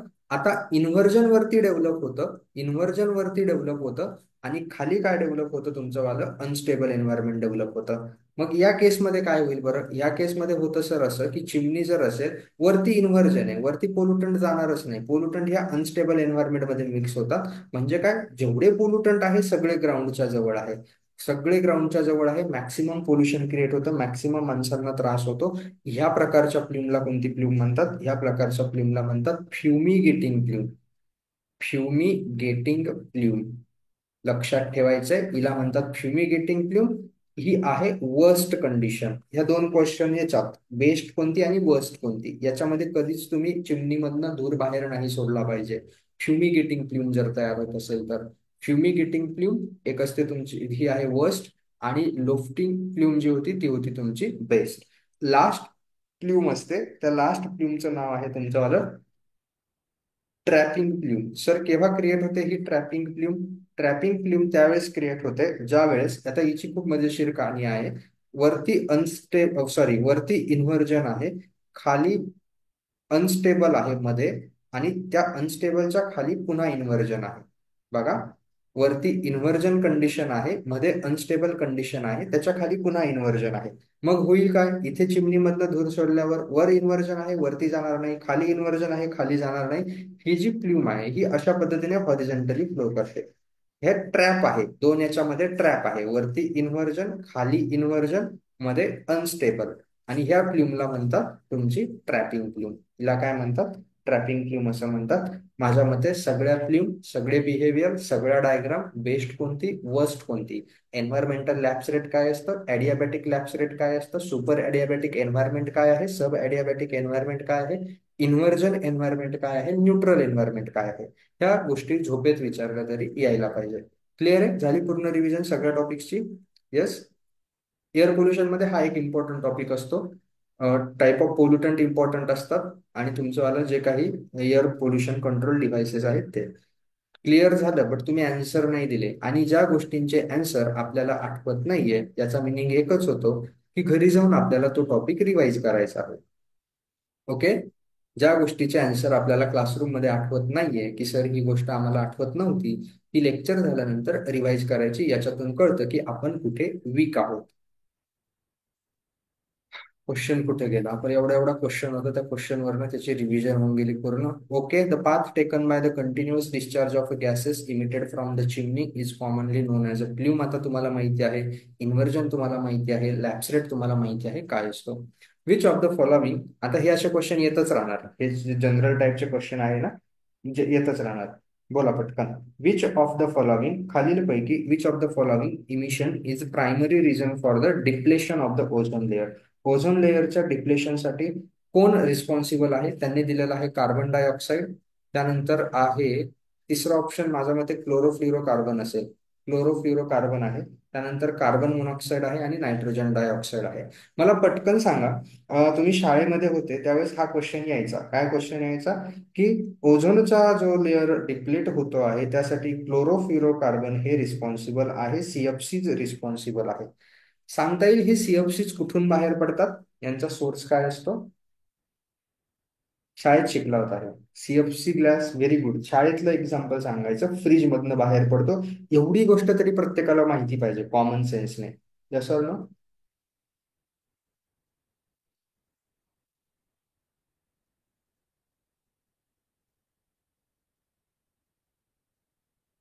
ओके. ओझोन लेअर सांगितलं, ट्रोपोस्फिअर मधला ओझोन लेअर आपल्यासाठी हानिकारक आहे. ट्रोपोस्फिअर मधला जो ओझोन लेअर आहे हा आपल्यासाठी हानिकारक आहे. आणि जो स्ट्रॅटोस्फिअर मधला जो ओझोन लेअर आहे, हा स्ट्रॅटोस्फिअर मधला ओझोन जो आहे हा आपल्यासाठी कशाचं काय आहे, हेल्पफुल आहे. आता याच्यामध्ये काही नावं आले आहेत, एक एक स्पेशल काय आलेलं आहे तुमच्यावालं, पोल्युटंट आलेलं आहे. तर मग आपण ह्या पोल्युटंट बद्दल थोडंसं बघूया, जे पोल्युटंटचे नाव येतात. पहिलं पोल्युटंट घेऊया आपण, सस्पेंडेड पर्टिक्युलेट मॅटर. हे जे सस्पेंडेड पर्टिक्युलेट मॅटर असतात, डस्ट, स्मोक, फ्यूम यांच्यामधनं बाहेर पडतात. फॉसिल फ्युअल्स मधनं, गॅर्बेज मधनं, डस्ट स्टॉर्म मधनं, किंवा मग जे काय म्हणतात त्याला, दिल्लीतलं पोल्युशन कशामुळे होतं, काय जाळतात ते पंजाबमध्ये, परळी पराळी का काहीतरी असं म्हणतात, त्याच्यामुळे बघा ते दिल्लीमध्ये पोल्युशन होतं ते, त्याच्यावरती काहीतरी मागे भांडण पण चालू होते, माहित असेल तुम्हाला. सस्पेंडेड पर्टिक्युलर मॅटर त्यामुळे जनरेट होतात. यामुळे काय होतं, तुमचे कार्डिओव्हास्क्युलर डिसीज होतात, लंग प्रॉब्लेम होतात, आणि कधी कधी स्टील बर्थ. स्टील बर्थ म्हणजे काय, प्री मॅच्युअर डेथ होते बेबीची. काय होते तुमची वाली, प्री मॅच्युअर बेबी बॉर्न होतात, आणि म्हणजे ते जन्माला येण्याच्या अगोदर मरतात देखील. कार्डिओव्हास्क्युलर डिसीजेस, लंग प्रॉब्लेम ही होतात, रेस्पिरेशन सिस्टीमला यामुळे त्रास होतो. नेक्स्ट पोल्युटंट असतात सल्फर डायऑक्साईड, SO2 हा पोल्युटंट. हा जो गॅस आहे हा कलरलेस गॅस आहे, आणि त्याचा टेस्ट थ्रेशोल्ड असतो. टेस्ट थ्रेशोल्ड म्हणजे काय, याचं कॉन्सन्ट्रेशन जर 0.3 ppm पेक्षा झालं तर त्याची टेस्ट यायला लागते. जर ऍटमॉस्फिअरमध्ये it is a test threshold त्याची असते 0.3 ppm. जनरली ऑइल आणि कोल ज्यावेळेस आपण पॉवर स्टेशन्स मध्ये जातो, किंवा ऑटोमोबाईल्स मध्ये ज्यावेळेस तुमच्यावालं सायलेन्सर असतं त्यामधून ज्यावेळेस तुम्ही ऑइल जाळतात, त्यावेळेस बाहेर जे पडतं त्यामध्ये SO2 हा गॅस असतो. यामुळे ब्रिदिंग प्रॉब्लेम, रेस्पिरेटरी प्रॉब्लेम, त्यानंतर अजून लंग्सला प्रॉब्लेम होतो तुमच्यावाल्या. त्यानंतर अं, एक डिसीज होतो, याचं नाव लक्षात ठेवा. एक्झाम मध्ये क्वेश्चन कोणता येऊ शकतो, ब्रोंकायल स्पॅझम्स अशा नावाचा डिसीज होतो SO2 मुळे. हे काय असतं ब्रोंकायल स्पॅझम, ज्या तुमच्या ब्रोंकाय असतात. ब्रोंकाय म्हणजे एकदम छोट्या छोट्या छोट्या छोट्या अशा नसा असतात. तुम्ही जर 11वी 12वी मध्ये तुमचं बायोलॉजी असेल तर ब्रोंका म्हणजे ते लंग्स मध्ये, फुफ्फुसांमध्ये काय असतं, एक मोठी नळी, मोठ्या नळीच्या छोट्या नळ्या, छोट्या नळीच्या छोट्या नळ्या, छोट्या नळीच्या अजून छोट्या नळ्या, त्या सगळ्यात छोट्या नळ्या ज्या असतात त्यांना ब्रोंकाय म्हणतात. आणि ह्या ज्या ब्रोंकाय आहे, ह्या ब्रोंकाय ब्लॉकेज ज्यावेळेस होतात, चोक ज्यावेळेस होतात, त्या आजाराला म्हणतात ब्रोंकायस्पॅझम. जसं तुमचं हर्ट चोक होतं, अर्टरी चॉक होतात, अर्टरी हर्ट मध्ये असतात, ब्रोंकाय हे तुमच्या फुफ्फुसामध्ये असणार आहे. ह्या ज्यावेळेस चोक होतात त्याला ब्रोंकायल स्पॅझम्स असं म्हणतात. क्लिअर. नेक्स्ट असतो तुमचा थर्ड पोल्युटंट असतो कार्बन मोनॉक्साईड, कार्बनचे ऑक्साईड्स म्हणूया आपण, ऑक्साईड्स ऑफ कार्बन. त्यामध्ये कार्बन मोनॉक्साईड आणि कार्बन डायऑक्साईड. कार्बन डायऑक्साईड हा तुमचावाला काय आहे, ग्रीन हाऊस गॅस आहे. ग्रीन हाऊस गॅस असल्यामुळे तो तुमच्या ग्लोबल वॉर्मिंगला कॉन्ट्रीब्युट करतो. यामध्ये कार्बन मोनॉक्साईड जो आहे, या कार्बन मोनॉक्साईडची एक इम्पॉर्टंट प्रॉपर्टी आहे की हा काय होतो सांगा बरं, हे पाठ असेल सगळ्यांचं, कुणासोबत रिॲक्ट करतो कार्बन मोनॉक्साईड. जनरली रक्तातलं हिमोग्लोबिन जे आहे, या रक्तातल्या हिमोग्लोबिन सोबत ऑक्सिजन कंबाईन व्हायला हवा. बट ह्या हिमोग्लोबिन ऐवजी ज्यावेळेस कार्बन मोनॉक्साईड काय करतो, रिॲक्ट करतो, त्यावेळेस तुमचावाला बघा, हा असतो तुमचावाला HbO2 अशा पद्धतीचा हा कॉन्स्टिट्यूएंट असतो. बट कार्बन मोनॉक्साईड त्यासोबत काय होऊन जातो, रिॲक्ट होऊन जातो, कारण कार्बन मोनॉक्साईडची हिमोग्लोबिन सोबत रिॲक्ट करण्याची टेंडन्सी जास्त आहे दॅन ऑक्सिजन. किती जास्त आहे, 200 टाइम्स जास्त आहे. किती, 200 टाइम्स. म्हणून कार्बन मोनॉक्साईड जिथे प्रेझेंट असेल तिथे आपल्याला त्रास होतो. त्यामध्ये यामुळे कार्बन डायऑक्साईड किंवा कार्बन मोनॉक्साईडमुळे अस्पायक्झिया नावाचा आजार देखील होतो. हा आजार ऑक्साइड्स ऑफ नायट्रोजनमुळे देखील होतो. हे लक्षात घ्या. एक्झाम मध्ये क्वेश्चन आला, कन्फ्युज व्हायचं नाही. ऑक्साइड्स ऑफ कार्बनमुळे आला तरी होतो, ऑक्साइड्स ऑफ नायट्रोजनमुळे आला तरी होतो. बट ऑक्साइड्स ऑफ कार्बन पण दिलेला आहे आणि ऑक्साइड्स ऑफ नायट्रोजन पण दिलेला आहे, तर सर तर आपल्याकडे रेफरन्स बुक आहे, आपण त्याचा रेफरन्स देऊया. ठीक आहे, कारण असे क्वेश्चन येऊन गेलेले आहेत आणि बघितलेले आहे म्हणून तुम्हाला सांगतोय. बट त्यातल्या त्यात तुम्हाला चूज करून यायचं असेल तर सर कधी कधी आता WCD ला एक्झाम मध्ये काही क्वेश्चन त्यांनी चेंज नाही केले, असं पण बऱ्याच माणूंचं असतं, ते सोडा. तुम्हाला कोणता करून यायचा आहे, जर कार्बन मोनॉक्साईड पण ऑप्शन आहे आणि नायट्रोजन मोनॉक्साईड पण ऑप्शन आहे, त्या केसमध्ये nitrogen monoxide, oxides of nitrogen करून यायचं, ते आन्सर करेक्ट देतील. का, कारण अशा ज्यावेळेस कन्फ्युजिंग क्वेश्चन येतात त्यावेळेस आपल्याला असं नसतं की दोघं ऑप्शन नाहीये, ऑप्शन दोघंही असतात, बट त्यातल्या त्यात जास्त करेक्ट कोण आहे, त्या केसमध्ये नायट्रोजन ऑक्साईड या आजाराबाबत सांगतोय. का नायट्रोजन ऑक्साईड, कारण नायट्रोजन ऑक्साईडची टेंडन्सी जास्त असते अस्पायक्झिएशन कॉज करण्याची than oxides of carbon. Oxides of carbon तुमचे हिमोग्लोबिन सोबत रिॲक्ट करतात. या बारीक बारीक ज्या गोष्टी असतात ना, ह्या गोष्टी शिकत चालायच्या की कन्क्लुजन कुठे असतं, ह्या सगळ्या गोष्टी कुठे लिहिलेल्या असतात, या रेफरन्स बुक मध्ये लिहिलेल्या असतात. अस्पायक्झिएशन, परत रिपीट करतो, हा अस्पायक्झिया किंवा अस्पायक्झिएशन दोघांपैकी कोणताही वर्ड येईल. स्पेलिंग पण अस्पायक्झिएशनचं करून घ्या, अस्पायक्झिएशन. हा आजाराबद्दल क्वेश्चन आला तर कुणामुळे होतो सर, ऑक्साइड्स ऑफ कार्बनमुळे पण होतो, ऑक्साइड्स ऑफ नायट्रोजनमुळे पण होतो. सर ऑप्शन मध्ये दोघं असतील तर कोणतं चूज करायचं आहे, आम्ही ऑक्साइड्स ऑफ नायट्रोजन चूज करायचे. का, कारण त्याची टेंडन्सी जास्त आहे, त्याच्यामुळे लवकर होईल म्हणून तो चूज करायचा आहे. ठीक आहे. ऑक्साइड्स ऑफ कार्बन बद्दल झालं. नंतर येऊया oxides of nitrogen. What are the oxides of nitrogen? हा जो गॅस आहे याचा ऑर्डर थ्रेशोल्ड लक्षात ठेवायचा आहे. ऑर्डर थ्रेशोल्ड म्हणजे काय? जर याचं कॉन्सन्ट्रेशन 0.2 ppm पेक्षा जास्त झालं तर त्याचा तुम्हाला हवेमध्ये ऑर्डर यायला लागेल, म्हणजे वास यायला लागेल, थोडक्यात तो जाणवेल तुमच्या नाकाला. यामुळे इरिटेशन होतं. ट्रोपोस हा नायट्रोजन ऑक्साईड जो आहे हा ओझोन लेअरचा फॉर्मेशन, ओझोन लेअरचा नाही, जो ओझोन आहे, तुम्हाला रिॲक्शन सांगितली ना, NOx plus H2O plus hydrocarbon react होतात आणि ओझोन तयार होतो. तर या ओझोनचा जो पोल्युटंट आहे, पोल्युटंट ओझोनच्या याच्यासाठी तो कारणीभूत आहे. त्यानंतर इरिटेशन होतं, रेस्पिरेटरी डिस्कम्फर्ट असतात. त्यानंतर कधी कधी स्वेलिंग देखील होतं. काय होते? तुमच्या फुफ्फुस जे आहे या फुफ्फुसाला सूज देखील येते. अस्पायक्झिएशन म्हणजे काय असतं? तुमचं सफोकेशन. अस्पायक्झिएशनला थोडक्यात काय म्हणायचं, जनरल वर्ड जर बघायचा झाला तर त्याला काय म्हणतात? सफोकेशन असं म्हणतात. आय होप सगळेचे सगळे तुम्हाला जे कंपाऊंड्स आहेत, कुठे गेले क्वेश्चन, कुठे जातो आपला, ते क्लिअर झाले असतील. प्रायमरी पोल्युटंट झालं. Okay okay okay. परत तोच क्वेश्चन आला का? Which of the following is responsible for the depletion of the ozone layer? Chlorofluorocarbons. Carbon dioxide discuss झालं, ऑक्साइड्स ऑफ नायट्रोजन डिस्कस झालं, हायड्रोजन पेरॉक्साईड ती वेगळी गोष्ट आहे, याच्याची काही गरज नाही आपल्याला. नेक्स्ट बघा, 10 नंबरचा क्वेश्चन, पटकन आन्सर द्या, एक्सप्लेनेशनची गरज नाहीये. Which occurs in the super adiabatic condition? Super adiabatic condition मध्ये तयार होणारी प्लीम कोणती? पटकन आन्सर द्या. ते पुढचं जाऊ द्या, मॉडरेट विंड स्पीड आणि in the presence of thermal adage, ते नाही गरजेचं. सुपर ॲडियाबॅटिक कंडिशन जर असेल तर त्या सुपर ॲडियाबॅटिक कंडिशन मध्ये तयार होणाऱ्या फिल्मचं नाव काय? एकच जण आन्सर देतो, बाकीचे जण झोपले का? पियुष, आरती, मानसी. ठीक आहे, तिचं नाव असतं लुपिंग फिल्म. कॅरिंग फ्ल्यूम नावाची फ्ल्यूम नसते. न्यूट्रल फ्ल्यूम केव्हा होते? न्यूट्रल एन्व्हायरमेंट मध्ये होते. फॅनिंग फ्ल्यूम केव्हा होते? फॅनिंग फ्ल्यूम केव्हा तयार होते? फॅनिंग फ्ल्यूम आत्ताच एक्सप्लेन केलं. इन्व्हर्जन कंडिशन, रिव्हर्स नाही मानसी, रिव्हर्स नाही, inversion condition, inversion, inversion. Okay, very good. Inversion condition मध्ये फॅनिंग फ्ल्यूम ही तयार होते. अरे पाठ असं कसं पाठ पाहिजे माहिती का? झोपेतून उठवलं का, लुपिंग फ्ल्यूम सुपर ॲडियाबॅटिक कंडिशन, त्यानंतर कोनिंग फ्ल्यूम सब adiabatic condition, inversion condition Fanning फ्ल्यूम, त्यानंतर ट्रॅपिंग फ्ल्यूम सर वरती इन्व्हर्जन मध्ये सब, असं नाही की क्रमानेच पाठ पाहिजे. कोणतेही विचार होत्या सर, वरती इन्व्हर्जन मध्ये सब सुपर ॲडियाबॅटिक, खाली inversion sir trapping plume. Sir most ideal तुमची वाली फ्युमिगेटिंग. सर फ्युमिगेटिंग असते का? मोस्ट आयडियल नाही, लोफ्टिंग. सर मोस्ट वर्स्ट तुमची फ्युमिगेटिंग. सर वर्स्ट केव्हा तयार होते? आयडियल केव्हा होते? आयडियल ज्यावेळेस तयार होते, डायग्राम लक्षात ठेवायचे. आयडियल म्हणजे काय? खाली मिक्सिंग नाही झाली पाहिजे म्हणून खाली इन्व्हर्जन पाहिजे, वरती मिक्सिंग झाली पाहिजे म्हणून वरती सुपर ॲडियाबॅटिक कंडिशन पाहिजे. वर्स्ट काय असणार आहे? वर्स्ट म्हणजे खाली सगळी मिक्सिंग होईल म्हणून वरती इन्व्हर्जन कंडिशन राहील आणि खाली सुपर ॲडियाबॅटिक कंडिशन राहील. थोडं लॉजिकली आणि कन्सेप्च्युअली लक्षात ठेवा, जे की आपण क्लासमध्ये घेतलं होतं कन्सेप्ट. याचा अर्थ तुम्ही वेळेवर रिव्हिजन नाही करत. From among the different pollution listed secondary air pollutant identify करायचे. आता सगळे आन्सर तुम्हीच देणार आहे, पटपट पटपट पटपट. माझं काम संपलंय कारण पूर्ण रिव्हिजन झाले. Suspended particulate matter, it is a primary air pollutant. Oxides of nitrogen, primary air pollutant. Sulfur dioxide, primary air pollutant. हा सल्फर डायऑक्साइड ज्यावेळेस रिॲक्ट करतो वॉटर सोबत in the presence of sunlight, then it forms the sulphuric acid. Sulphuric acid is the secondary air pollutant. Next, consider the following air pollutant. Which of the given air pollutant is an automobile exhaust gas? ऑटोमोबाईलच्या exhaust गॅसमधनं, म्हणजे तुमचे जे silencer असतात याच्यामधनं बाहेर पडणारे gases कोणकोणते आहेत? आता हा जनरल क्वेश्चन असतो, अशा गोष्टी तुम्हाला माहिती पण पाहिजे. कोणत्या कोणत्या गोष्टी बाहेर पडतात ऑटोमोबाईल मधनं? ऑक्साइड्स ऑफ नायट्रोजन पडतात, कार्बन डायऑक्साईड येतोच, कार्बन मोनॉक्साईड पण येतो, पेरॉक्सी ॲसिटेट नायट्रेट येत नाही याच्यामधनं बाहेर. आता इथे कसं ओळखणार बरं? जर समजा एक्झाम मध्ये लॉजिक लावायचं ठरलं तर कसं लॉजिक लावणार?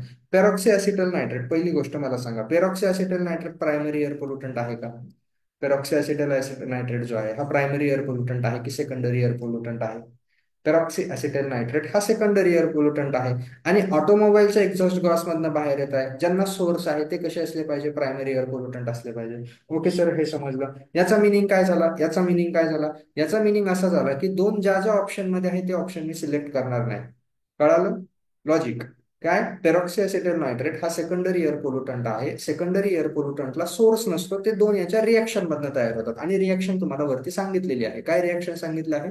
हायड्रोकार्बन्स वॉटर आणि ज्यावेळेस तुमच्यावाले ऑक्साइड्स ऑफ नायट्रोजन सोबत रिॲक्ट करतात त्यावेळेस तयार होतं ओझोन, फॉर्मल्डिहाइड आणि पेरॉक्सी असेटाइल नायट्रेट.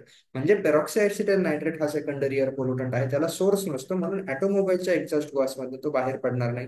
ज्या ज्या ऑप्शन मध्ये टू आहे अगोदर ते इलिमिनेट करूया. This option is eliminated, this option is eliminated. उरले कोणते? 1, 3, 4 आणि 1 ओनली. याच्याबद्दल विचार करूया. 1 ओनली. नायट्रोजन ऑक्साईड म्हणणं त्यांचं हे ऑप्शन असू शकतं. ओके, असू शकतं. बट तुम्हाला माहिती आहे ना, एक्झॉस्ट वाहनांच्या एक्झॉस्ट मधनं कार्बन डायऑक्साईड बाहेर पडतं, एवढी साधी गोष्ट तर माहिती असेल सगळ्यांना. एवढी साधी गोष्ट सगळ्यांना माहिती असेल की नाही, की वाहनांच्या सायलेन्सर मधनं थोड्याफार प्रमाणामध्ये का होईना कार्बन डायऑक्साईड गॅस हा बाहेर पडतो. सल्फर डायऑक्साईड पण आहे, कार्बन मोनॉक्साईड पण आहे, कार्बन डायऑक्साईड पण आहे आणि नायट्रोजनचे ऑक्साईड्स पण आहे. बट आपल्याला लहानपणापासून ज्या गोष्टी शिकत आलो, कार्बन डायऑक्साईड कंबशन झालं म्हणजे बाहेर पडणार. म्हणून 3 जिथे आहे 1 ओनली येणार नाही, 1, 3, 4 ऑप्शन येणार. सेकंड इलिमिनेट केलं. Next question, consider the following statement. Environment protection act जो आला होता 1986चा, हे ऍक्ट थोडेसे स्टडी करा. एन्व्हायरमेंट प्रोटेक्शन ऍक्ट जो आलेला आहे 1986चा, त्याच्यानुसार कोणतं स्टेटमेंट हे आपल्याला काय ओळखायचं आहे? करेक्ट ओळखायचं आहे. This act empowers the union government to make the rules providing standards in regard to which environmental pollutant shall not be discharged or emitted in the environment in excess. या रूलने काय दिलं होतं? जे तुमचं गव्हर्नमेंट आहे, ज्या गव्हर्नमेंटला काय दिली होती? एक पॉवर दिली होती. कशाची पॉवर दिली होती? पॉवर याची दिली होती की कोणत्या प्रकारचे तुमचेवाले काय म्हणतात त्याला, पोल्युटंट हे कधी कोणते इलिमिनेट करायचे नाही इन एक्सेस मध्ये, हे ट्रू आहे. आणि this act empowers the union government to take the direct action against the defaulters. हा, बट जो कुणी हे रूल्स मोडेल, म्हणजे कारखानदार असतील जे की चिमणीमधनं डायरेक्ट पोल्युटंट, त्या सगळ्यांना रूल्स घालून दिले होते. जो कोणी रूल मोडेल त्यांच्यावरती ऍक्शन घेण्याची पॉवर याने दिली होती. यस, दोघंही जे आहे हे दोघं काय आहेत? करेक्ट आहे एन्व्हायरमेंटल प्रोटेक्शन ऍक्ट नुसार. Okay sir. आता इकडे जाऊन थोडंसं बघूया ऍक्ट्स बद्दल. ऍक्टचे एअर लक्षात राहिले, मोर दॅन सफिशियंट आहेत. ऍक्टचे एअर जे लक्षात राहिले ते मोर दॅन सफिशियंट आहे. सुरुवात करूया वाईल्ड लाईफ प्रोटेक्शन ऍक्ट पासून. वाईल्ड लाईफ प्रोटेक्शन ऍक्ट जो आहे, हा वाईल्ड लाईफ प्रोटेक्शन ऍक्ट 1972 मध्ये पिक्चर मध्ये आला होता. त्यानंतर वॉटर प्रिव्हेन्शन आणि कंट्रोल ऍक्ट, ज्याला वॉटर ऍक्ट असं म्हणतात, हा वॉटर ऍक्ट कधी इस्टॅब्लिश झाला? कधी आला पिक्चर मध्ये वॉटर ऍक्ट? सांगा, माहिती का? वॉटर ऍक्टचं साल माहिती पाहिजे. It is 1974. लक्षात घ्या, जेव्हा central pollution control board establish झालं होतं इंडियामध्ये, या सेंट्रल पोल्युशन कंट्रोल बोर्ड मुळात वॉटरसाठी इस्टॅब्लिश झालं होतं, की वॉटर जे पोल्युटेड होतं या वॉटरचं काहीतरी केलं पाहिजे. कारण त्या काळामध्ये काय झालं होतं, तुमची कारखानदारी वगैरे स्वातंत्र्यानंतर उदयाला यायला लागली होती आणि कारखानदारी इंडस्ट्रियलायझेशन इंडियामध्ये वाढायला लागलं होतं. टाटा उद्योग जे आहे, म्हणजे टाटा उद्योगाचं नाव घेत नाही मी, बट असे अनेक जे होते कारखानदारी वाढायला लागली. आणि मग काय झालं, तुमच्या रिव्हर ज्या होत्या त्या 1947 पर्यंत शुद्ध होत्या बऱ्या प्रमाणामध्ये, कारण इंडस्ट्रियलायझेशन नव्हतं. वॉटरचं पोल्युशन व्हायला लागलं, म्हणून गव्हर्नमेंटला वाटलं की आता याच्यावरती काही रूल्स रेग्युलेशन केले गेले पाहिजे. म्हणून सेंट्रल पोल्युशन कंट्रोल बोर्ड जे स्थापन केलं ते स्पेशली वॉटरसाठी स्थापन केलं.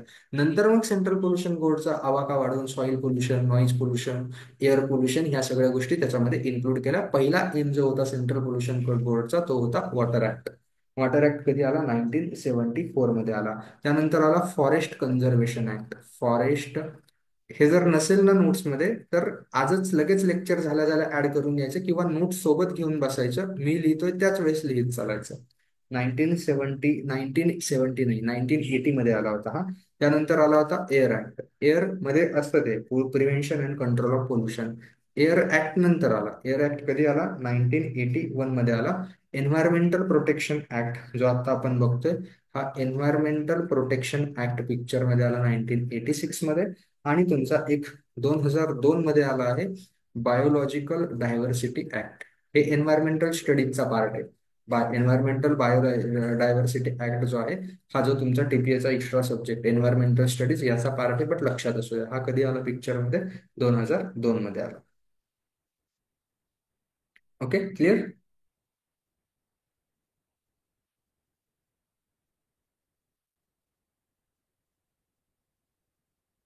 ओके, हे क्लिअर असेल तर काय, identify which is not the ozone layer depleting chemical. आता याच्यामध्ये हे सगळं क्लिअर होऊन जाईल की ओझोन लेअरला डिप्लेक्ट कोण कोण करतं. लक्षात ठेवा, कार्बन टेट्राक्लोराईड आहे, क्लोरोफ्लोरोकार्बन्स आहे, मिथिल ब्रोमाइड पण आहे. कॉपर सल्फेट CuSO4 जे आहे हे ओझोनला डिप्लेक्ट करत नाही, ओझोनला डिप्लेक्ट करत नाही. मग हेलॉन कार्बन, त्यानंतर कार्बन टेट्राक्लोराईड का, मिथिल ब्रोमाइड, असे बरेचसे आहे. HFC आहे, HBC आहे, म्हणजे हायड्रोब्रोमोफ्लोरोकार्बन्स पण आहे. बट कॉपर सल्फेट जो आहे हा ओझोनला डिप्लेट करत नाही. मिथिल ब्रोमाइड करतो, क्लोरोफ्लोरोकार्बन करतो, कार्बन टेट्राक्लोराईड करतो. मला एक सांगा, कॉपर सल्फेटचा काय यूज असतो, कालच येऊन गेला म्हणून विचारतोय. कॉपर सल्फेटचा काय यूज असतो?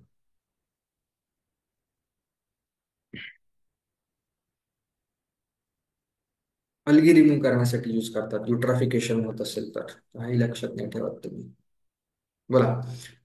क्लासिफाय द फॉलोइंग पोल्युटंट्स, प्रायमरी आणि सेकंडरी. होमवर्क घ्याल का हे? करता येईल ना आता? हे करायचं. बरं, करून घेऊ, चला जाऊ द्या. ओझोन काय आहे कमेंट करत चला, SP की PP, पटकन कमेंट करायचं. ओझोन SP की PP? इथं हे SP सेकंडरी आणि PP प्रायमरी. ओझोन लेअर काय आहे, ozone ozone ozone secondary pollutant, very good. Carbon monoxide, oxides of carbon, oxides of carbon primary pollutant. Particulate matter, particulate matter primary pollutant. Photochemical smog आत्ताच बघितला, photochemical smog, photochemical smog secondary pollutant. Oxides of nitrogen, oxides of nitrogen primary pollutant. Aerosol किंवा mist हे देखील तुमच्या दोन याच्या कॉम्बिनेशनने तयार होतं. धुळीच्या कणांवरती ज्यावेळेस पाणी बसतं त्यावेळेस एरोझोल किंवा मिस्ट तयार होते. कोणत्या तरी CA च्या एक्झामला की PWD JEE च्या एक्झामला याची साईज विचारली गेली आय थिंक, एकदा ते बघून घ्या. एरोझिल आणि मिस्ट या दोघांपैकी मिस्टची विचारली आहे की कशाची मला आठवत नाहीये एक्झॅक्ट, बट विचारली आहे, साईज विचारली होती. एरोझोल आणि मिस्ट हे सेकंडरी. ओळखायचं कसं सेकंडरी की प्रायमरी? तयार कसं होतं ते, तयार होतं ते दोन याच्या रिएक्शन. पाण्याचे जे कण असतात त्यावरती धूळ बसली की, सॉरी, धूळ, पाण्यावर धूळ बसेल की धुळीवर पाणी बसेल, धुळीवर पाणी बसेल, काहीतरी होतं. बरं, ठीक आहे ठीक आहे ठीक आहे, ते जाऊ द्या. हायड्रोकार्बन काय आहे, हायड्रोकार्बन SP की PP सांगितलंय. हायड्रोकार्बन, हायड्रोकार्बन सेकंडरी की primary? They are the primary pollutants. लक्षात ठेवा, असं वाटतं हायड्रोकार्बन सेकंडरी आहे बट हायड्रोकार्बन हे प्रायमरी आहे. PAN, peroxy acetyl nitrate, PAN काय आहे माहिती आहे, सेकंडरी एअर पोल्युटंट आहे. सल्फर डायऑक्साईड काय आहे, sulphur dioxide, they are the primary pollutant. Sulphur dioxide पासून H2SO4 बनतो. म्हणून मी जी लिस्ट दिलेली आहे नोट्समध्ये, या लिस्टच्या बाहेर कधीच एक्झाम मध्ये क्वेश्चन जाणार नाही. आता हे एरोझेल नवीन मिळालं ना मिस्ट, ते ऍड करून घ्या सेकंडरी पोल्युटंट मध्ये, बट नाही जाणार त्या लिस्टच्या बाहेर. मोर दॅन सफिशियंट आहे तेवढी list. Okay. Among the following air pollutant, खालील एअर पोल्युटंट पैकी काय ओळखायचं आहे, identify the one which are responsible for the green house effect. Green house इफेक्टसाठी रिस्पॉन्सिबल असणारे पोल्युटंट ओळखायचे आहेत. मग अशीच लिस्ट दिली मी तुम्हाला. पहिली गोष्ट, क्लोरोफ्लोरोकार्बन हे ग्रीन हाऊस इफेक्टमध्ये नाही येत. का येत नाही? क्लोरोफ्लोरोकार्बन फ्रीजमधून बाहेर येणार आहे, ओझोन लेअरच्या डिप्लेशनसाठी रिस्पॉन्सिबल असतात. क्लोरोफ्लोरोकार्बन आहे, क्लोरोफ्लोरोकार्बन असतात माझ्या मते. काय नसतं याच्यामध्ये? Sorry sorry sorry sorry sorry sorry, chlorofluorocarbon आहेत ग्रीन हाऊस इफेक्टमध्ये. ग्रीन हाऊस इफेक्ट म्हणजे जे जास्त हीट ऍब्झॉर्ब करून घेणारे. तुमचे सल्फर डायऑक्साईड कधी ग्रीन हाऊस गॅसच्या याच्यामध्ये येणार नाही लिस्टमध्ये, ठीक आहे. Sulphur dioxide. तीन ज्याच्यामध्ये आहे ते ऑप्शन नसणार आहे. तीन तीन तीन, 1 to 4 is the correct option. किती सोपं होतं. Sulphur dioxide green house effect मध्ये येत नाही. सल्फर डायऑक्साईड गॅस जनरली जास्त हीट, ज्याच्यामध्ये तुम्हाला एक थोडं लक्षात ठेवण्यासाठी पण सांगतो, ज्याच्यामध्ये कार्बन असतो ना, कार्बन जनरली सांगतोय, नाही तर लगेच तुम्ही म्हणाल सर कार्बन मोनॉक्साईड मध्ये पण कार्बन येतो, ग्रीन हाऊस इफेक्ट मध्ये येत नाही. ऍक्च्युली तो पण येतो, बट तो का घेतला नाही माहित नाही मला. जनरली ज्याच्यामध्ये कार्बन प्रेझेंट असतो ना ते ग्रीन हाऊस इफेक्ट मध्ये आहेत, कारण कार्बनकडे हीट अब्झॉर्ब करून घेण्याची कॅपॅसिटी असते. हे त्याच्या मागचं एक सोपं आणि साधं लॉजिक आहे. हे असे क्वेश्चन येत राहतात एक्झामला, थोडे कन्फ्युजिंग. यांची अँसर हे, जेवढे जास्त क्वेश्चन तुम्ही सॉल्व्ह कराल अशा टॉपिक्सवरती, त्याच्यामधनं थोडंसं कन्क्लुजन काढत चालायचं आणि पुढे चालायचं. जास्त डोकं नाही लावत बसायचं, PhD नाही करत बसायची. Next, the central pollution control board of India functions under. जे आपलं सेंट्रल पोल्युशन कंट्रोल बोर्ड आहे हे सेंट्रल पोल्युशन कंट्रोल बोर्ड कोणत्या मिनिस्ट्रीच्या अंडर येतं हे त्यांना विचारायचं आहे. ह्या गोष्टी माहिती पाहिजे. हा येऊ शकतो टीपीएला question. Ministry of environment, forest आणि क्लायमेट चेंज, सायन्स अँड टेक्नॉलॉजीच्या अंडर त्याचं काही काम नाहीये. अर्थ सायन्सेसच्या अंडर त्याचं काही काम नाहीये. नेक्स्ट कोणती आहे? मिनिस्ट्री ऑफ होम अफेअर, गृहमंत्री, नाही नाही नाही, गृहमंत्र्याच्या अंडर त्याचं काही काम नाहीये. एन्व्हायरमेंट, फॉरेस्ट आणि क्लायमेट याच्या अंडर असतं तुमचं सेंट्रल पोल्युशन कंट्रोल बोर्ड.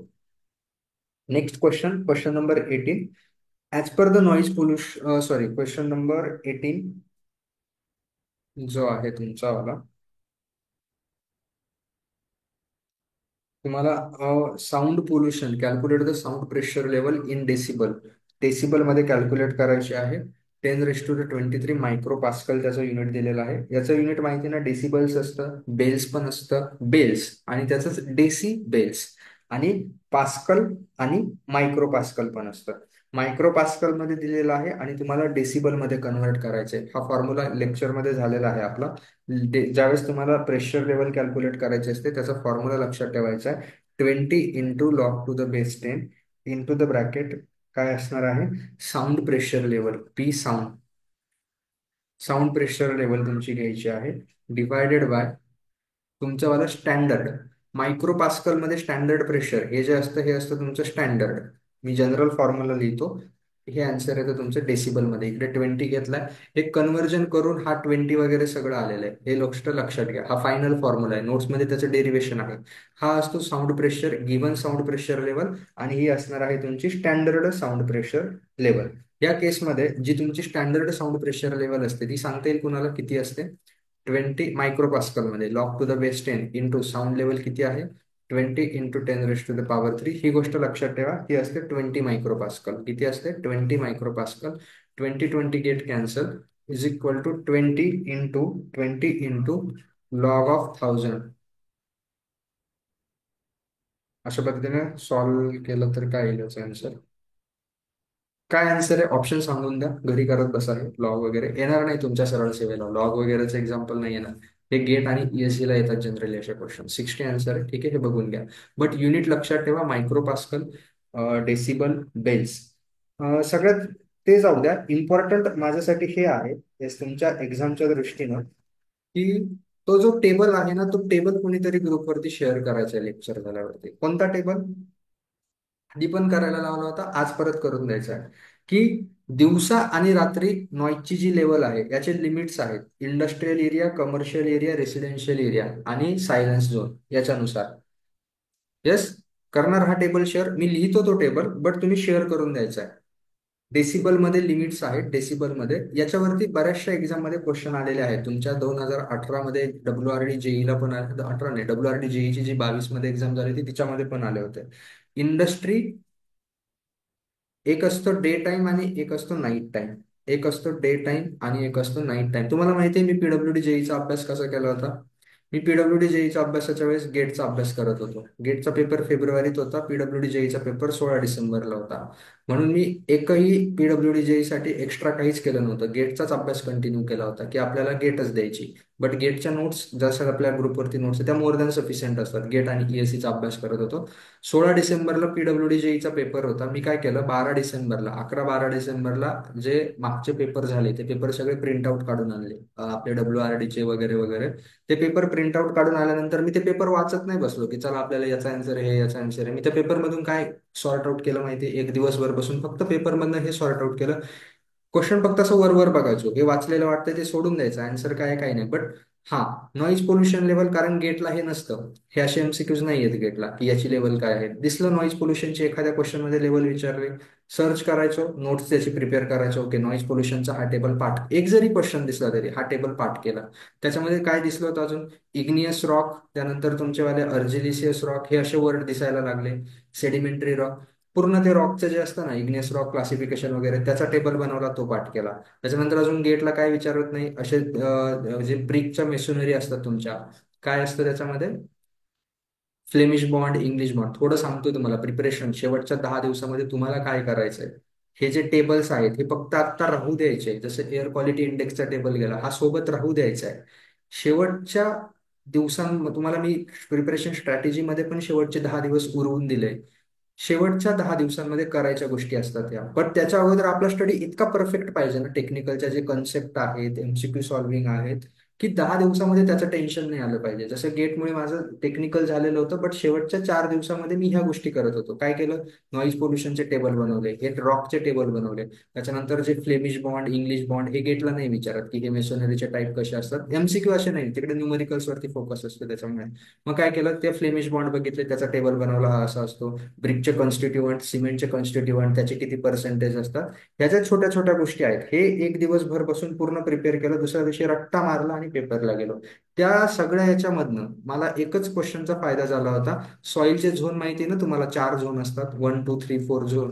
1 2 3 आणि 4 झोन. हा क्वेश्चन आला होता की सॉइल मध्ये किती झोन क्रिएट केलेले असतात. सॉइल नाही रे, सँडचे झोन. सँडचे 4 झोन असतात. हा क्वेश्चन आला होता. हे जे माझं एक्स्ट्राचं प्रिपरेशन होतं, या एक्स्ट्राच्या प्रिपरेशन मधून फक्त एक क्वेश्चन आला होता की सँडचे झोन्स किती असतात आणि 4 झोन. बट हे तुम्हाला आधी करावं लागतं 10 दिवसामध्ये शेवटचा. जसं आता मी हा टेबल बोललो, काही जण काय करतील, हा टेबलच आज पाठ करत बसतील, याच्यात अर्धा तास वेळ घालून टाकतील. नाही, हा टेबल सोबत असू द्यायचा, मटेरियल कलेक्ट करत चालायचं, रेड पेनने मार्किंग करत चालायची. हे मला शेवटच्या 10 दिवसात करायचंय. कारण हे कसं आहे, आज कितीही पाठांतर केलं तरी तुम्ही टीपीएच्या एक्झाम पर्यंत ही गोष्ट विसरणारच आहे, कारण हा टेबल आहे. मग आज याच्यात वेळ घालवायचाच नाहीये, बट मटेरियल मात्र असू द्यायचंय. ओके, ही गोष्ट करायची आहे. शेवटच्या 4 5 दिवसामध्ये मी ह्या सगळ्या गोष्टी, आय एस कोडच्या व्हॅल्यूज असतील, टेबल्स असतील, सगळं पाठ करून जाईल. बट त्याच्या आधी काय करेल? थेरीवाल्या कन्सेप्ट, स्टेटमेंट बेसवाले न्यूमेरिकल, फॉर्म्युले असतील ते फॉर्म्युले पाठ करेल, कन्सेप्ट समजून घेईल, टेस्ट देईल, एमसीक्यूज अनालाइज करेल. ह्या गोष्टी मात्र मी आधी करून ठेवेल. हे शेवटच्या दिवसांमध्ये करणार नाही. शेवटच्या दिवसांमध्ये रिव्हिजन म्हणजे रिव्हिजन. आणि कोणत्या टॉपिकचे रिव्हिजन? जे रेड पेनने मार्क केलेले त्यांची रिव्हिजन. जाऊ द्या, परत या आपल्या टॉपिककडे. इंडस्ट्रीमध्ये डे टाइमच्या वेळेस जे असतं, हे असतं तुमचं 75 डेसिबल. आणि नाईटच्या वेळेस 70 डेसिबल. अलावेबल इक्विव्हॅलंट जी फ्रिक्वेन्सी आहे ती. कमर्शियल एरिया जो असतो, ह्या कमर्शियल एरियामध्ये असतं तुमचं 65, 75, 70, 65, 55. इथे 10चा फरक असतो. हा 55 इकडे रिपीट होतो, इकडे 10चा फरक. 45, 45 परत 5ने इथे वाढतात, आणि इथे परत 10चा फरक. इंडस्ट्री, कमर्शियल, रेसिडेन्शियल आणि एक असणार आहे तुमचा silence zone. Okay sir. Industry 75 70, commercial 65 55, residential 55 45, silence 50 40. हा टेबल कोणीतरी कुठून तरी डाउनलोड करा, लेक्चर झाल्यानंतर ग्रुपवरती टाका. ओके, फोटो टाका याचा ग्रुपवर. अरे टाकाल की नाही? आला बघा question. Central pollution control board जो आहे, it was constituted for the control of. कशासाठी केला होता हा central pollution control board? Water pollution. लक्षात ठेवायचं आहे हा क्वेश्चन जो आहे. सेंट्रल पोल्युशन कंट्रोल बोर्ड जे इस्टॅब्लिश केलं गेलं होतं, हे जनरली त्याचा वाला प्रेफरन्स वॉटर पोल्युशन होता. आणि नंतरच्या काळामध्ये मग बाकी पोल्युशन जसजसे येत गेले तसं इम्प्रूव्ह करत गेलो. The Indian parliament pass a central legislation named air pollution control act in the year. कोणत्या इयर मध्ये आलं तुमचा सेंट्रल पोल्युशन कंट्रोल बोर्ड? आत्ताच सांगितलं, 1981 मध्ये. 86 मध्ये तुमचा एन्व्हायरमेंटल प्रोटेक्शन ऍक्ट आलेला आहे. 81 मध्ये तुमचा एअरचा आलेला आहे. Next, which of the following is not not not not वरती फोकस करा. Not, which of the following is not a method of noise abatement and control. Noise कंट्रोलची मेथड कोणती नाहीये? Plantation of thick and high vegetation along the road side आणि rails. Yes, हे करतात. तुमच्या बिल्डिंगच्या आसपास प्लांटेशन करण्याचे कारण नॉईज पोल्युशन आणि तुमचं डस्ट पोल्युशन यापासून प्रोटेक्ट करणं हे वन ऑफ द रिझन असतं. Okay sir. Enforcement of the legal laws and ordinances. Yes, laws apply करतो. माहिती तुम्हाला, शहरामध्ये 10 नंतर डीजे वाजवायला बंदी आहे. आणि गणपतीच्या मिरवणुकीमध्ये एवढ्या एवढ्या डेसिबल पर्यंत साऊंड लेवल अलाउड असते. दिवाळीमध्ये मुंबईमध्ये फटाके वाजवण्यावरती बंदी असते. बट काही नाही, किती जण फॉलो करता माहिती आपल्याला. Next, hub hazard planning of city. सिटीची हब हजार्ड प्लॅनिंग करून नॉईज पोल्युशन कंट्रोल होईल का? नाही. हे कॉमन सेन्सचे क्वेश्चन असतात. Proper maintenance of vehicle. Yes, vehicle maintenance proper करता. नाहीतर काहींच्या व्हेकलचाच आवाज धडधड धडधड धडधड येत असतो. साऊंड लेवल जी आहे नॉईज पोल्युशनची, ही कशामध्ये मेजर करत नाही? Not measured. बेल्समध्ये करतात, डेसिबेल्समध्ये करतात. बेल्सच डेसिबेल आहे. पास्कलमध्ये करतात आणि मायक्रो पास्कलमध्ये पण करतात. मीटर पर सेकंड मध्ये वेलॉसिटी मेजर करतात, साऊंड लेवल नाही. परत सांगतो, वेलॉसिटी मेजर करतात, साऊंड लेवल नाही. ठीक आहे. लक्षात ठेवा, स्टँडर्ड प्रेशर जर कोणी विचारलं साऊंडचं, वरती पण यूज केलं आपण, मायक्रो पास्कल मध्ये असतं 10 मायक्रो पास्कल. किती स्टँडर्ड प्रेशर किती असतं? 10 मायक्रो पास्कल. आणि स्टँडर्ड इंटेन्सिटी जी असते, स्टँडर्ड इंटेन्सिटी काय असते? इंटेन्सिटी याचं अजून एक युनिट असतं, ते असतं वॅट पर मीटर स्क्वेअर. म्हणजे पॉवर पर मीटर स्क्वेअर किती आहे, वॅट पर मीटर स्क्वेअर. आणि साऊंडची स्टँडर्ड इंटेन्सिटी जर कोणी विचारली, तर स्टँडर्ड इंटेन्सिटी तुमची असते 10 raised to the power -12, 10 raised to the power -12 watt per metre square. हे लक्षात ठेवायचं आहे, 10 raised to the power -12 watt per metre square. Next, हे सोपे क्वेश्चन आहेत.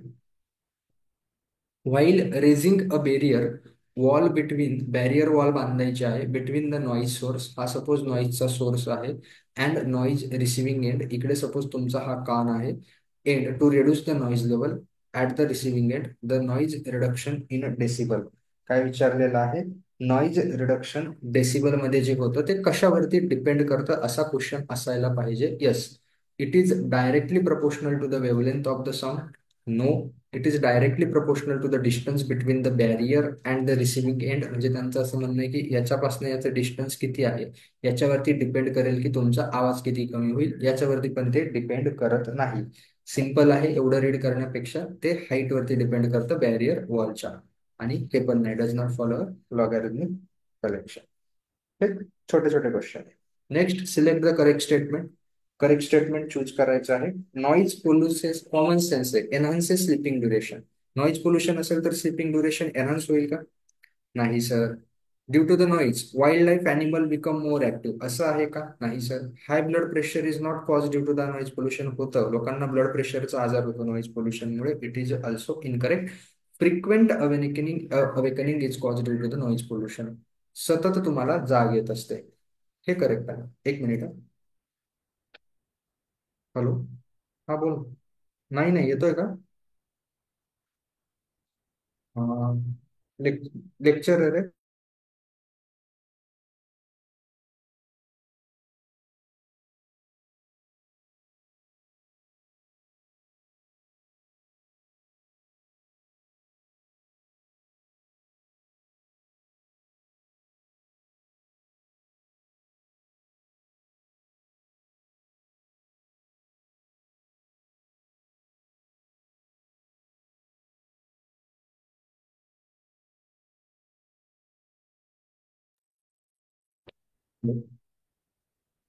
ओके, येतोय आवाज?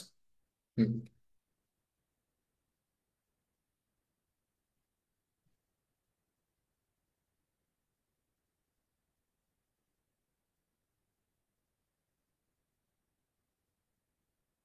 बघा, म्हणून मी तो मग आवाज येतोय ना सगळ्यांना? हॅलो हॅलो, आवाज येतोय, आवाज येतोय?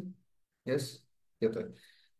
जो मगाशी क्वेश्चन आला ना, म्हणून मला तिथे पण डाऊट वाटत होता. Carbon monoxide minerally generated from, आणि तिकडे ऑटोमोबाईल मध्ये त्यांनी कार्बन मोनॉक्साईड घेतलेलं नव्हतं, कारण ऑप्शन्स तिथे तसे होते. सल्फर डायऑक्साईड जे होतं ते सल्फर डायऑक्साईड चूज करता येत नव्हतं. बट आता इथे जे पॉईंट दिलेले आहेत ना त्यांनी, ओपन का कार्बन मोनॉक्साईड घेतलेला होता? Open burning of the garbage, agricultural activities मधनं काही कार्बन मोनॉक्साईड बाहेर येत नाही, रिफायनरीज मधनं नाही येत. यांच्यामध्ये जर मेनली बघितलं तर ऑटोमोबाईल हे ऑप्शन करेक्ट आहे. म्हणून मला तुम्हाला तिथे पण म्हटलं की ऑटोमोबाईल मधलं कार्बन मोनॉक्साईड हा यायला पाहिजे. ऑटोमोबाईल मधनं कार्बन मोनॉक्साईड हा येतो. क्लिअर आहे काय? हे असे कन्फ्युजिंग वाले क्वेश्चन आहेत, बऱ्याचशा एक्झाम मध्ये तुम्हाला बघायला मिळतील. बट ह्या बाकीच्या 3 ऑप्शन पैकी open burning of the garbage, agricultural activities आणि रिफायनरीज नाही, ऑटोमोबाईल्स मधनं कार्बन मोनॉक्साईड येतो बाहेर. नेक्स्ट बघा, हा क्वेश्चन एक रिअलिस्टिक क्वेश्चन आहे. बघा काय आन्सर आहे याचं, माहिती असेल तुम्ही. कोणता पिक्चर आला, कोणती सिरीज आली याच्यावरती? The Bhopal gas tragedy 1984 took place due to the release of which gas from which industry. कोणता गॅस आणि कोणत्या इंडस्ट्री मधनं सिरीज आली ना याच्यावरती?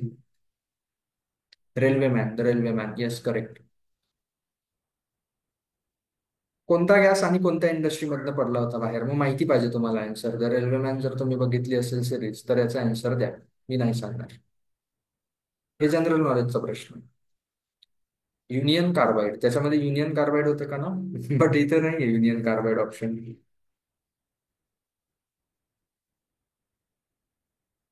Methyl isocyanide. Okay. Methyl isocyanide. आणि कोणती industry? Pesticide manufacturing industry. Okay. Pesticide manufacturing industry मधनं हा जो गॅस होता हा बाहेर पडला होता. भारी सिरीज आहे, ती सिरीज बघा एकदा सगळ्यांनी, द रेल्वे मॅन. खूप सारे लोक मेले होते त्याच्यामध्ये. Okay okay. प्रसाद, तू युनियन कार्बाइड त्या इंडस्ट्रीचं नाव सांगितलं का? माझ्या मते युनियन कार्बाइड इंडस्ट्री, जी युनियन कार्बाइड इंडिया लिमिटेड आहे, मग असं सांगायचं ना. मी तेच म्हणलं, कार्बाइड गॅस पण असतो कार्बाइड आपलं ते. कुठे होता हा माहिती का? सॉइल मेकॅनिक्स मध्ये आला होता, C2S. काय carbide sulphide. Union carbide industry जी आहे, ह्या युनियन कार्बाइड इंडस्ट्री मधनं पेस्टिसाइड प्लांट होता त्यांचा, त्या पेस्टिसाइड प्लांट मधनं बाहेर पडला होता भोपाळमध्ये. ठीक आहे. मिथिल आयसोसायनाइड गॅस, गॅसचं नाव आहे मिथिल आयसोसायनाइड, इंडस्ट्रीचं नाव आहे युनियन कार्बाइड इंडस्ट्री, आणि गॅस जो इंडस्ट्री कसली होती? पेस्टिसाइडची industry. Next, which of the following are not installed for gases pollution control? सगळे पोल्युशन कंट्रोल डिव्हाइसेस पहिल्याच क्वेश्चन मध्ये एक्सप्लेन केले मी, पहिल्याच क्वेश्चन मध्ये. सो इथे पटकन आन्सर द्यायचंय.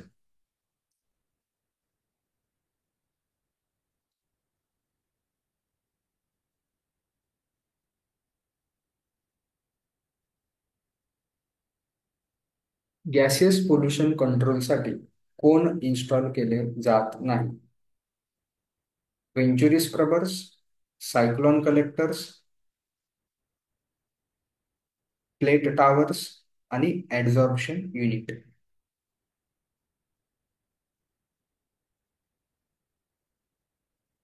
वेंचुरी स्क्रबर बद्दल सांगितलं, सायक्लोन कलेक्टर बद्दल सांगितलं, डायनामिक प्रेसिपिटेटर पण सांगितलं. डायनामिक प्रेसिपिटेटर काय करतं? सायक्लोन कलेक्टरची इफिशियन्सी इन्क्रीज करतं. त्यानंतर ग्रॅव्हिटी सेटलिंग चेंबर असतं, इलेक्ट्रॉनिक प्रेसिपिटेटर असतं. हे ऍड्झॉर्प्शन युनिट मध्ये काय केलं जातं? Gas adsorption unit. Plate towers, plate towers नसतात. बट याचं जे ऑप्शन तुम्हाला बुक मध्ये मिळेल, त्या बुकमध्ये माझ्या मते सायक्लोन कलेक्टर त्यांनी ऑप्शन दिलंय, ते की इनकरेक्ट आहे. ओके.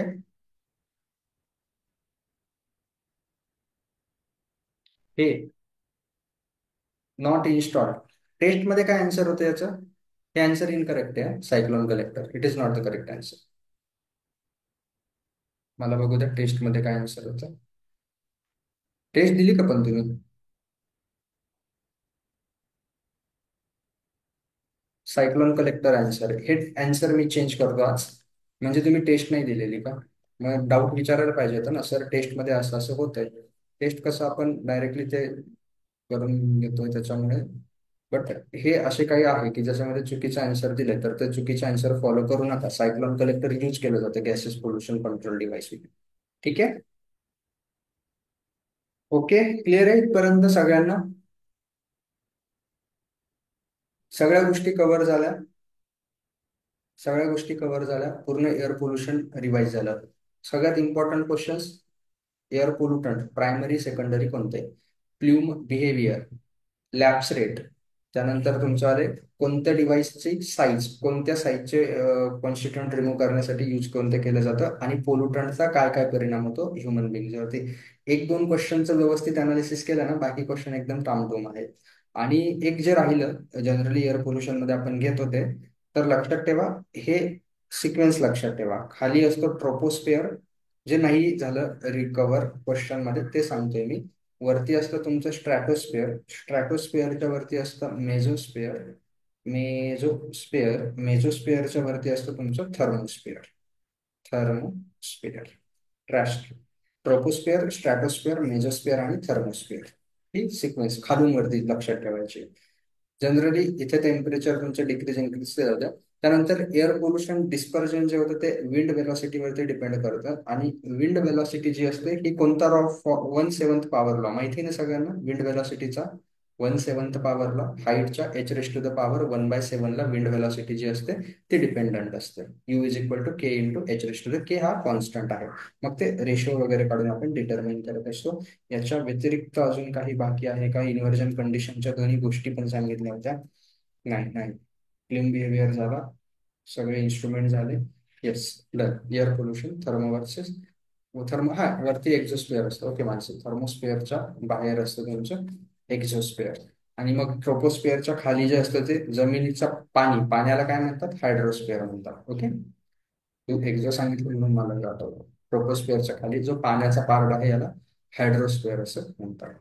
ठीक आहे, क्लिअर आहे. एअर पोल्युशन तुमच्या एन्व्हायरमेंटल इंजिनिअरिंगची पूर्ण रिव्हिजन झालेली आहे. आता फक्त एकदा विचार करायचा आहे, एन्व्हायरमेंटचे डिटेल लेक्चर ज्याने केले, डिटेल लेक्चर म्हणतो मी, एन्व्हायरमेंटच्या डिटेल नोट्स ज्याने रीड केल्या, त्यानंतर आपल्या याच्यावरती काय आहे ते सांगतो. एन्व्हायरमेंटचे डिटेल लेक्चर, त्यानंतर डिटेल लेक्चर ज्यामध्ये सगळ्या कन्सेप्ट व्यवस्थित, त्यानंतर नोट्स, त्यानंतर एन्व्हायरमेंटच्या टेस्ट सिरीज वाल्या टेस्ट म्हणतोय मी, all in one test series म्हणून एक फोल्डर मिळेल तुम्हाला आपल्या ज्या डायरेक्ट रिक्रुटमेंटचा कोर्स आहे त्याच्यामध्ये. त्यामध्ये 2 टेस्ट मिळतील. कोणत्या 2 टेस्ट आहे? एक असणार आहे 30 क्वेश्चनची test, practice test by Pragyan. यामध्ये तुम्हाला 30 प्रश्न ईएससीचे, त्याच्यामध्ये 15 प्रश्न, काही प्रश्न डिप्लोमा लेवलचे, सगळे मिक्सचर असेल हे 30 प्रश्न.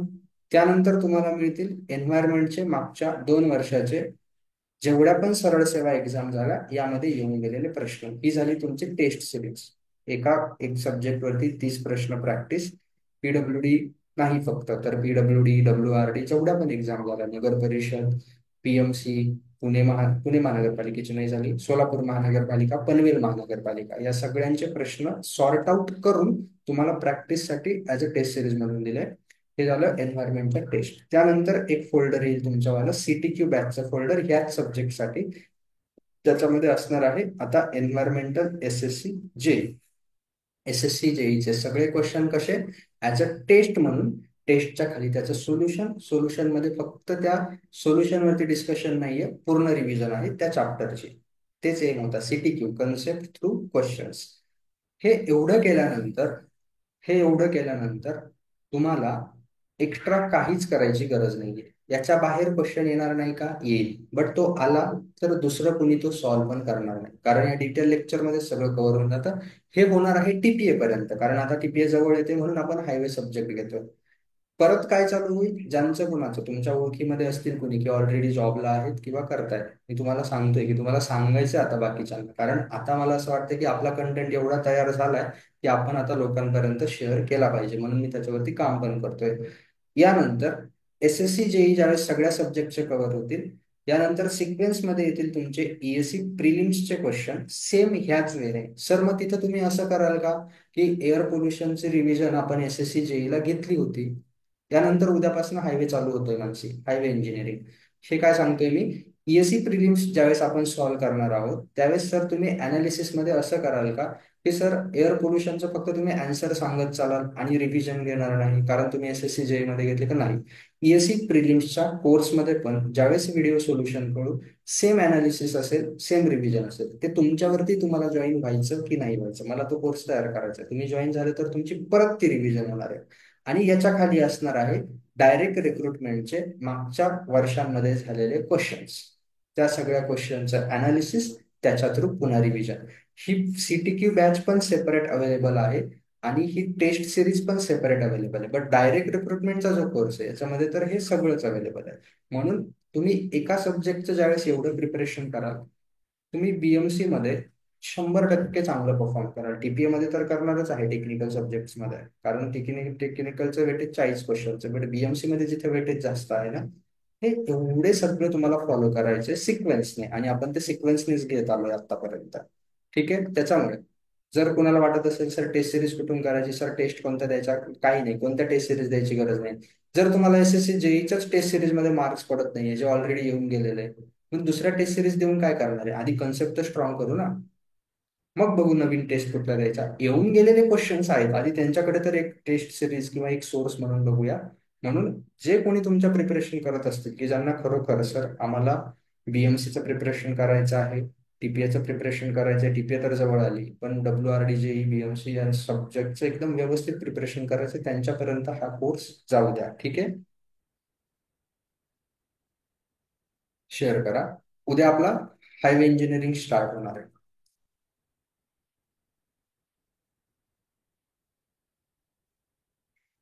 हायवे इंजिनिअरिंगच्या सगळ्या टेस्ट अपलोड आहेत, सर्वेच्या देखील पहिल्या 2 युनिटच्या टेस्ट अपलोडेड आहेत एसएससी जेईच्या. तुम्ही पण करताना कसं करा, पहिले थोडं तुमच्या ज्या काही नोट्स आहेत, काही जणांनी फक्त सीटीक्यू बॅच जॉईन केली, काही जण तर आहे पहिले डायरेक्ट रिक्रुटमेंट. तुमच्याकडे सपोज आपल्या नोट्स नाही, आपले लेक्चर केले नाही, तुमच्याकडे ज्या नोट्स आहेत त्याच्यातून रिव्हिजन करा. असं नका करू की डायरेक्ट आहे, रिव्हिजन करायची, टेस्ट द्यायची आणि लेक्चरला बसायचं. पूर्ण होऊन जातं. ठीक आहे. Thank you so much.